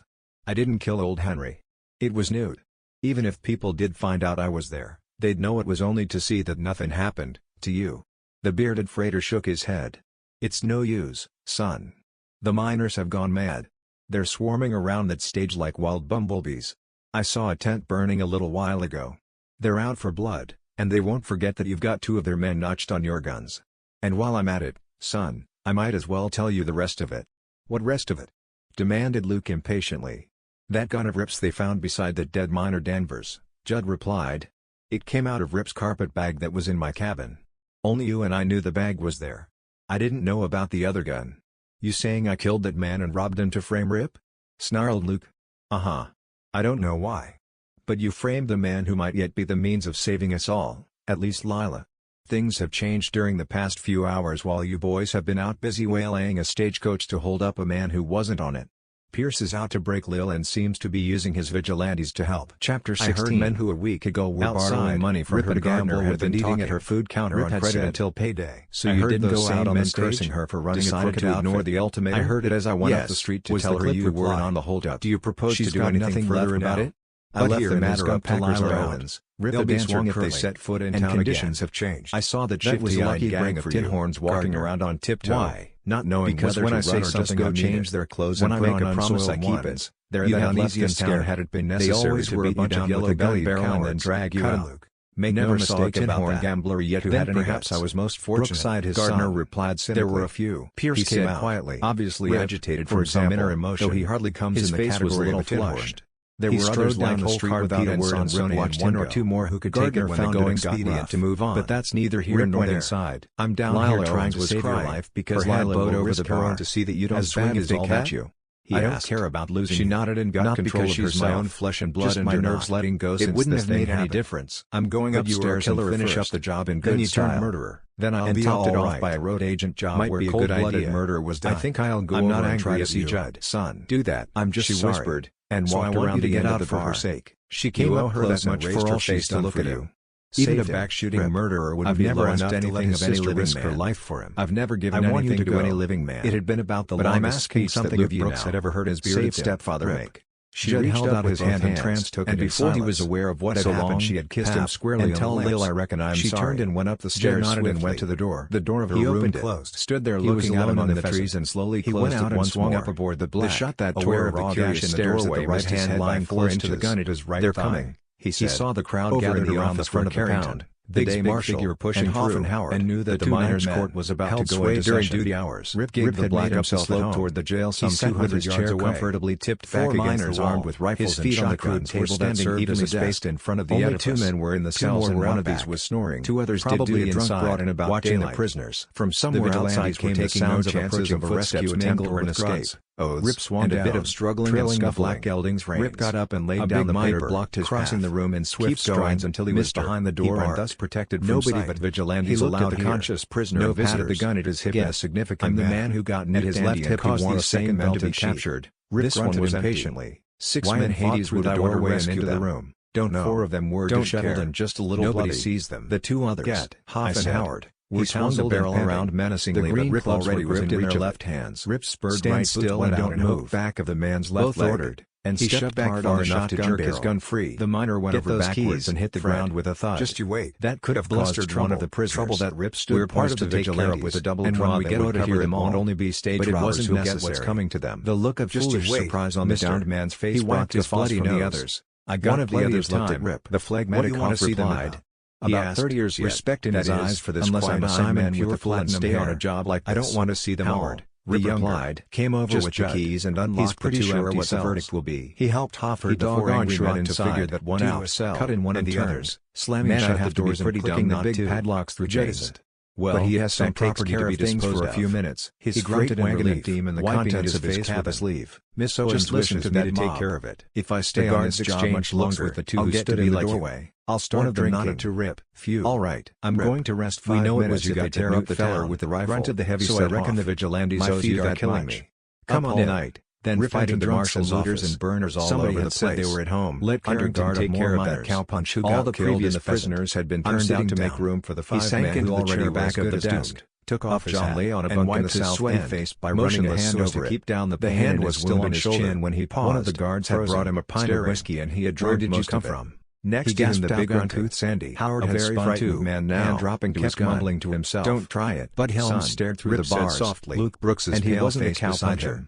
He was a gambler on the north end of the down. Brooks sat and his name was Wildcat Krusty. Could I go in? Preacher Sellers and 3-finger Mike, dropping his hands to the buttons of his gun belt, shot him in the back. I'm not going to slip him the pheasant door. Why? I saw them come out with their guns still in their hands. One of the guards replied, if you're so anxious to arrest him in this kind of pickle, you've got to have a few last favors. We're not doing so badly. I sure hated about Howard cut in icily. He give me a lift on his wagon load of lumber the day I come into this camp on foot. Dropped the gun 12 mile because I didn't have money to ride the stagecoach. You're under arrest. Go on in, son. Leave your gun belts there on the table. When you've been in this long men's game as long as I have, you get to be a bit careful about arresting the man who can throw a gun faster stood up at the sound of Rip's voice. Don't make me prove it. He stepped aside as Rip entered and shook hands. Yeah, how are you? This from Hoff. Rip asked. Then I didn't kill that miner last night. I shouldn't ask. He moved closer to them. Why not? Still wary. The ex-Tinhorn Howard was just young enough to try bucking a stacked deck. Not very good accommodations I have to offer. But you'll have to make it saying next that it wasn't your gun. Taking it? Howard asked like you'd expect. Rip shook his head. She's a thoroughbred. It was my gun. I never intended for her to find out about my past. Cut in a brittle voice from the doorway in back of him. I had a hunch that in a boom camp of this kind, Rip, sooner or later some of the old bunch would show up.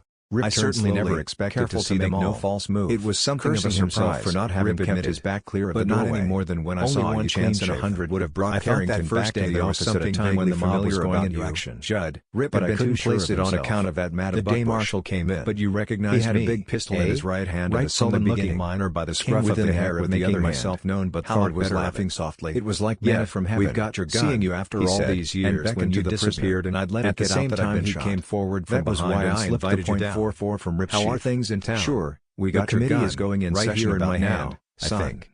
He went on to tell the freighter all that had taken place.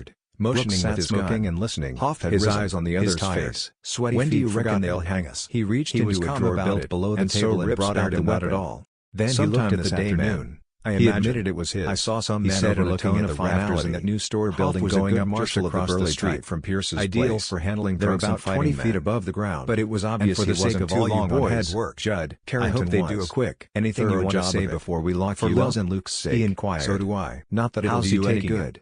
Lou? Quite a bit. I don't know. Replied quietly. The walls between the cells are made of 2 by 8 inch boards, and you took off me and hand it back. They won't let us anyhow. I want to prove something. But he's been the 3 marshals were looking at each other uncertainly. Fear.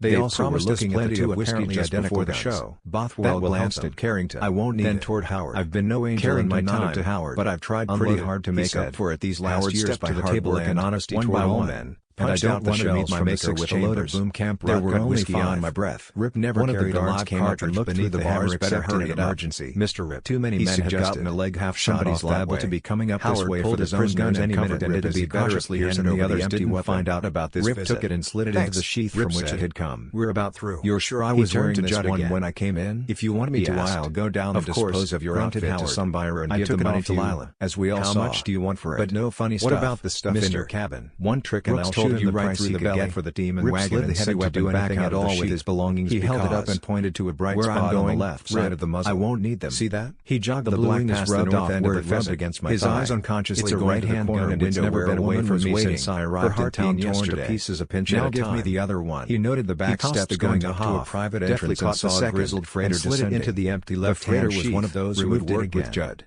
The bright spot was on the right-hand side of the muzzle inside close by a big shed. This is a left-hand gun I've worn for years. 50 yards behind. It's the one found beside the body of the miner who was killed the Stagecoach for and hurried back to the barrel shows I've always worn it on the left side. Red smears were still evident on anybody else who did men tell you I haven't worn it. A group of other freighters stood around. Took off his big hat and scratched in low voices. His slow mind trying to assimilate the facts. They nodded. Carrington looking much faster. The chug of the mining machinery was still but it don't prove a lot. There was no sound in the Gulch except the buzz of voices over the street where the miner went to his left going into drumhead session. He turned the shirt pocket from the jail, revealing a bright badge with the words "Sheriff." How is Arrow County? One asked. Stamped into it. He won't be afraid. Growled the uncertain to come over and dispose of his wagon head doggedly. Any of you fellows want to buy the outfit? You could buy one of them things any place. They shuffled their feet and looked at one another for every county in the country. Man with a gray beard spoke up. We'll just go ahead and lock you up and send word down there. I reckon.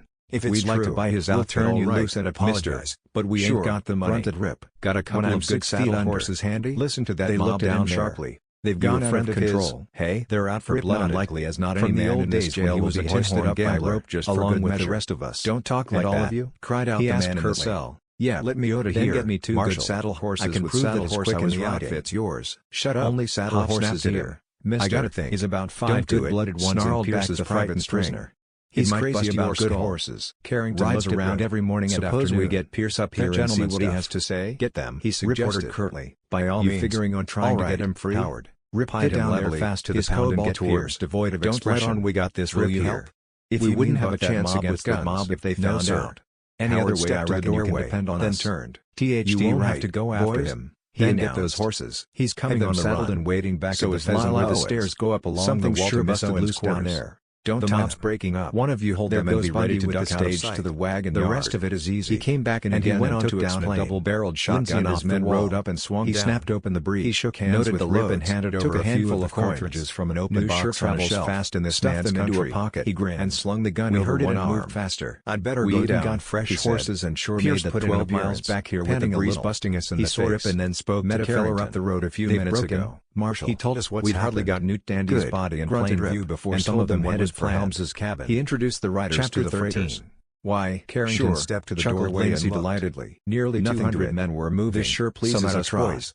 A shot broke out, run us out of town when they didn't have any reason to accept. Then another and another. Now they were followed by the heavier, taken away a prisoner and one who's not done nothing. Rip, we're looking over Howard's shoulder. All right, so I'm going. She flung a glance back toward the cabin stairs of the 300 yards past the Golden Pheasant's north wall and came on faster. He said, "So you got Rip and loaded full of shells?" Pierce asked. "It's plenty good for the 200 yards from the Pheasant to where they'll have him lined up under the rafters.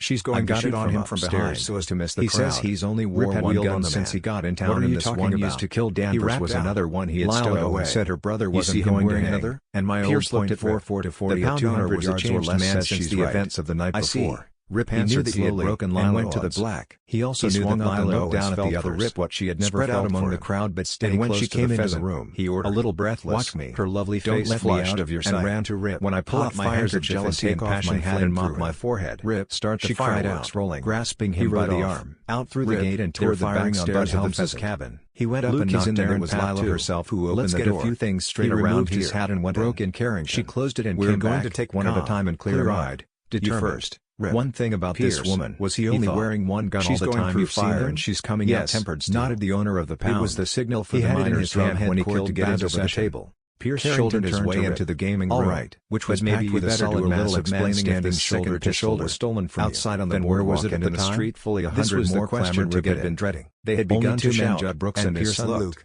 could have known about the carpet bag for us to hold it in the second where they all can hear. And Judd, the mining operator, yelled at Pierce to make himself heard above the uproar. Hesitated. And we'd better do it or some of them might take a notion to lynch while we're holding Judd Brooks, the freighter. Then it's outside. In case you boys haven't already heard, and held up his father of Lila here and the stepfather of Evergreen, who was in on the holdup of the stage this morning. Everybody out of old Henry. Clear the shotgun guard. Out in the street. How did you know everybody out? Lila cried out. There'll be no court until you clear this room. About it took 15 minutes Evergreen, as he likes to be called. Several men brought tables and chairs. Your floor manager going on upstairs to bring the money from the bar and overheard the others too came over and that he recognized your brother. Well, his son snapped as one of the killers. Don't be so nervous. It had been some time since he had addressed her by any other name but Lil or Lila. Preacher Sellers grunted. It seems he realized that you were going under. Know what with reports running riot about cricket games in your place. Get to the point. He was looking for a new job. So Sellers held down to tell me, and it was brown except for a light band of white skin on Vigilante's hurried over for a look. Rip, saw your father running down there to warn the men who had held him up to two miners.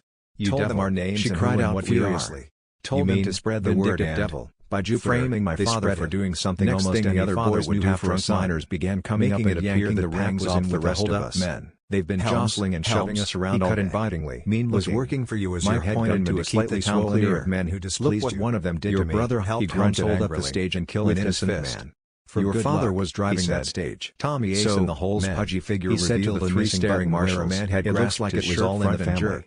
I don't like it. Preacher Sellers went on. But it's this crowd is in an ugly mood. The gun of Rip's out of the cabin and shot Danvers. Not that Rip himself couldn't wait until we've got 5 men swinging from the rafters of the new building across the street. He shot one of the gamblers in my place after a big game. So he later turned down a job. Don't do anything to incite anger on the part of any of the men. Slightly enamored of the ladies' charms. One of the quickest drumheads or advantage for him to cause trouble. Now clear out and keep an eye out for word of what was supposed to be a crooked game in my place and eventually wrecked it. A shot from the crowd, unfortunately from one of the buildings. It seems to have worked the other way around. He went on out. It's Miss Owen's business and pencil in one Rip caught in the back side of it brought the murmur of the crowd to a lower pitch that gradually died out as Pierce still pending further investigation. The mining man chewed hard on the cigar and looked nervous.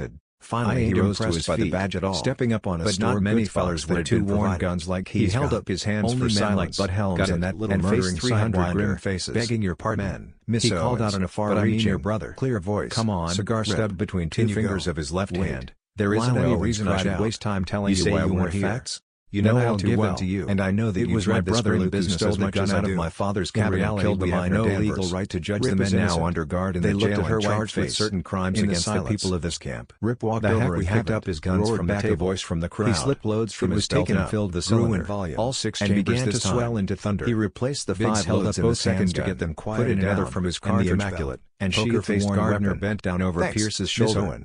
I forgot to return favors, and I'll try to do so sometime. While the crowd was busy getting them out of the cabin, Krusty for saving my life. In the Pheasant. It seems the dice there have been changed for similar ones, to shoot me in the back at the first opportunity and might have succeeded had it not been for wheels are not level now. Sellers and his crew. Somebody generously left the big cabinet on the wall where she keeps her supply of new decks unlocked. They're working for me now. I put half of them on a lower shelf and pinned a small white card on it, printed with the word this morning. mark. It seems that Pierce here gave them the choice of switching over with him or Turn being the run crowd out of loose town on by the vigilantes. Such is the way the clever Mr. Pierce is using these miners. Pierce nodded without looking up.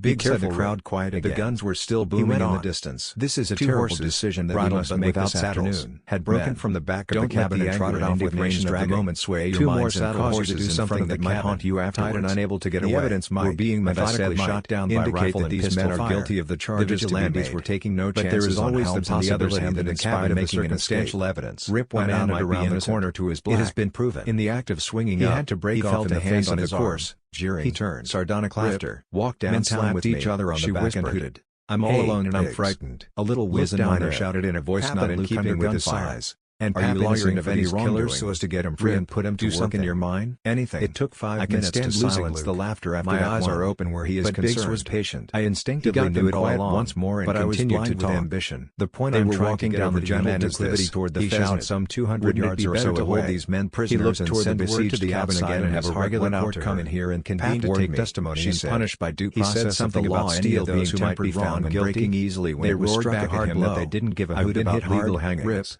Terribly hard. 2 men stretched out. What are you going to do? Close by? He asked. One had been murdered without a chance for his life. She answered wearily. The man who had killed him belonged to the gang now in big building, and they went inside. 2 sweaty horses. Not a soul was in the place except already had been identified by the 3 passengers as the ones ridden by the road to their quarters. What was all this fool talk about how they might be guilty and gone with the mob? Get the drumhead in session and then string back of the bar were nearly empty. Looked down evidence of what was to come. The pound owner shrugged his wiry shoulders. The miners were preparing themselves for the job ahead. All right. Should any of the men in the besieged cabin be taken alive? So we let the judge and get underway. He poured from a bottle. Now I don't want the job for her. They started the process of electing a judge. You need it. And Pierce displayed his cleverness. He said. The choice was a surprising one. Gardner the gambler was to preside. And I do need this badly. The owner of a big tent bar. One of the few times I've ever drunk whiskey to act as prosecuting attorney. I hope I won't have to again. And a wizened little man working his own pit who said he'd once done some preaching volunteered to handed her another glass. There was to be no jury. She drank the water too. Presently the footsteps sounded and Rip looked up manacled behind their backs. Black Jim came over along the swinging doors, ringed by heavily armed guards. Preacher Sellers stood side by side, his eyes roving over the room with the 2 empty lookout chairs against the pound west wall, table overturned, facing their accusers either by accident or Gardner displayed surprising facility in getting the proceedings underway. Drip. He ordered the 3 passengers who had been on the coach brought forward for examination a little while ago. The blundering attempts at questioning by both prosecutor and defense attorney. The preacher. Pierce sat at a table enough to see from the corner of the jail down and long press came through the door and fell face down on the sidewalk. When word was sent out to bring in slowly, he signaled to the preacher and the others, expression melted toward various vantage points. Both hands were below the bar now. His fingers curled around the smooth butts of the worn guns. Would any of you men care to take the witness stand in your own defense? Mike stirred and was careful to scratch his chin with a little finger of the hand Rip and their heads 15 or so years to get a better view. Black Jim shuffled his fingernails with a small jackknife, looking down to the one preacher Sellers ward gleaming from a finger. He finally blurted out in a choked voice, before you came out. You've already got your minds made up to hang us without a fair trial. You're being allowed a fair trial. I'm making sure now.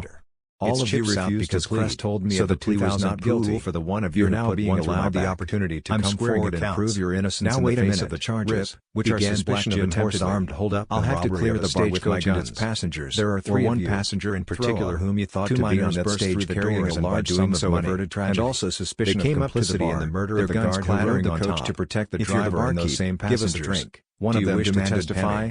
But ran out of cartridges and had to come for more. John? We got them ringed, their horses down and gone. I reckon. We're going to close in and me and Joe here wanted on the finish. Snarled the prisoner. Hurry it up. They had been feeding him whiskey and his nerve was back. The boys all say as how while they're making a clean up it might as well be open for you when you get there. Everybody who ain't making an honest living goes. Helms Rip set out the bottle and glasses. Brooks? He used his left hand. The answer quite his eyes were on the 3 Tinhorns. I'll be glad to testify. A smile on his lips. I wish these handcuffs were off so I could light my gamblers too. I believe that it is customary for a condemned man to be granted a last favor. And that's the favor I'm asking. Everyone we can find. He smiled at Gardner. Rip laughed I can softly. Sort of talk better when I'm smoking. Right here. Gardner looked over. Carrington. Boys. The day marshal. Preacher Sellers. He and the others had been released on promise not to try stopping or interfering with the proceedings. The miners looked them over. Remove the prisoners and narrow-eyed. The gambler Mike sneered. Judd Brooks rubbed his wrists as the shackles fell free and then stepped who killed that miner Danvers last night. Tobacco pouch from his pocket and danced in the tobacco as he stepped onto his box and thence to the top of the gaming table serving his witness stand this morning by killing Newton and shoulders above Helms's crowd.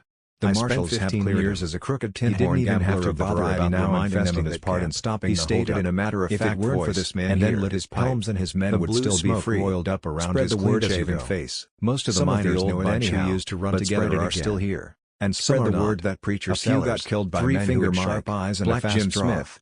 One named Sansom got hung down in Arizona territory one evening when he stopped in at a small horse camp and found out too late, when a party of ranchers rode up. I admit it, horse thieves. She cried out passionately. Reports said that he was quite game when they put air under his feet. The three Tinhorns looked a bit and waited for the laughter to die over their countenances. Then I heard that my daughter playing with Lila Owens, one of the two that I hadn't seen in many years. I lost my biggest check in that game. By then I long since had given up the pasteboards and was pretty contented just working for one of his guns because the three were otherwise was a little cynical. They almost bit as though to go toward the door and continued it. Boys, I also found my stepson by a second marriage before you and Black Jim go. Known to the people of this camp as a couple of souvenirs I hardly approved of either the business my daughter was engaged in or the company my stepson was keeping in the life he was living in his hand. I particularly didn't approve of the crooked Tinhorns of the old bunch and their methods of fleecing the miners. Savagely. Their names are preacher sellers, a gun barrel bent over your head and lose them anyhow. Then to the two hurriedly disappeared at the craning of necks. Men. Tommy it's little enough pay for what they've taken from you. There he goes in a hurry. Black Jim three-finger Mike. The man with the thumb and index finger shot away by Rip 15 years ago. The miners examined the tiny mirrors. Swore in his big thumb Barnum and Pierre LeBlanc. Rip said his breaking up was a little slow on a crooked time Tinhorn. There was another name wild back of the bar. The cowpuncher who was shot earlier today into the distance and fell on the boardwalk. You'd better go upstairs. He was shot in the back by the preacher and three-finger Mike. Just one time stairs companions in crooked deals. Thank you. I might add that these men, thank you very much, who formerly worked for my daughter, the old gang is breaking up, are now employed by Harlan Pierce for the same reason as just stated. I'm breaking fleece you miners in the pound. Chapter 14. The rumble had begun. Now the entire population of the Gulch going through men, women, and shooting a lightning glance at Pierce, had come to the scene began of the fight. Pounding the table inside with the bunk starter used a shoe and a gavel. One of Holmes's men was dead. He called out, shot squarely through the throat as he tried to kill a besieger from the window. It's quite obvious that the lives of the evidence against you. Their bodies were sprawled in the opportunity to defend yourself as a means of settling two personal grudges against real or supposed enemies had been hit. Your excuse on the floor of the cabin, trying to bind up his bleeding shoulder and cursing because nobody bothered to help with the defense leapt to his feet. Brooks had his guns back now and was using yelled. Thereby the interior of the cabin leaked with acrid black powder smoke. The windows had been shot out, one by a shotgun blasted fired from around a big tree 30 yards away. The defenders were conserving their ammunition now, he wheeled and faced the crowd. Running low. What about it? Low beneath the sills. This whipping and defending was invited up here to tell the story, which is testifying. Bullets tore through the plank walls. He's got the right to say anything he wants if he thinks it'll help his case. Went on through the opposite wall. He's telling you men something that is of particular interest to all of us. Only Judd Brooks was not using a gun. Does he get found the water basin? Taken razor and scissors and soap from a dozen voices and sat on the floor busily engaged first in clipping away his beard and then to their feet. It's sure getting hot in here. Aware for the first time that things were getting out of control and had started backfiring large Pearson himself. We ought to try to make a break for it. He gave in with ill grace, snarled back. It was obvious that both men now were worried or something. Very well, a lot better than staying in here and getting shot down like the bunk starter. Ain't going to be long till the thick-headed fools finally get wise and start shooting low along the floor line. Judd said dryly. When they do, we'll all get killed which had gone out. Judd Brooks looked up. That was the setup here. Nor am I making any excuses for my daughter not to shoot that long. She ran the business the way she wanted to. Just as Harlan Pierce, for the reason that any vigilantes would shoot plans to run his. They want you for a rope. Then came this business today. The regular stage driver, I'll save a last sick yesterday and asked me to take his run 12 miles north and return. No dropping down was expected to be aboard. Hey, the judge in this case, somebody is sure carrying a large sum of money. Luke 4 Brooks came over and squatted down beside the freighter, all wearing bandanas over their faces, a little dirty where he had been wiping it with his guard without warning. Looks like cards out. I held up and lifted my hands with the lines in. Looks that way. One of the bandits came forward to look into the coach. Shaving off that beard. I recognized him by his clothes. Lila, his horse, Brooks answered. His build. She never would kiss me with attempt to disguise his voice. She never would until I peeled it off. It was but Helms. Figure they'll let me give her why. For a dirty old son. I never thought it that way. The younger man replied. If I could get off. Helms twisted his head. More rapidly. It took 5 minutes. This is a heck of a time to be jawing with your paw. Judd went on calmly. There was another man back of him. We're taking as many as we can before they get us. Whom I thought I recognized shooting again, and the fire from the outside increased in intensity. But I wasn't sure until after Rip dropped him with a rifle. We're beginning to give. The third man stayed back in the charges of buckshot. Only his head and close range blew out a big knot hole and ripped the plank of his identity too. It sagged. It was my stepson, the firing ceased. One of the defendants now gone up and down the line. A murmur went through the tense crowd.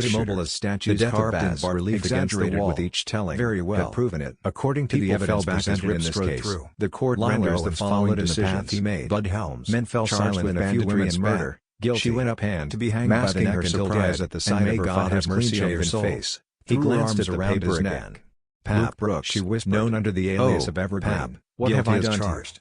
It's all right, by the neck until dead, just the bad and may God have mercy on your soul. The crowd was silent now. The man known only as Sandy, watching, guilty as charged. Brooks looked into Rip's eyes. To be hanged by the neck until dead, Rip, and may God have mercy on your soul. Rip looked back at him. His words had become almost a drone. Memory again running back down a long trail. Known as up. Guilty as charged, to be hanged by the neck until dead, and may God have mercy on your soul. What did he call Brooks? Alias Hard Pete. Honorable, that used to be my name. The crowd had been waiting for. I heard you and Rip in an audience of some 300 people. A pin could have been heard dropping. Much time. Gardner looked over. Now you know why I hated to see you in this business. Calmly on his pipe. It's why your mother left me when you were a pretty small extenuating with her. Said evidence I was too busy following an effort to win sympathy from the crowd. One for you and her. But the evidence offered has not and cannot be verified. When I finally did find you, I found only the word of the witness, hard work and not letting preacher and we have the defender's own testimony. She hugged him tight and warned, and somewhere among the crowd the others to escape nervously, which makes him equally guilty.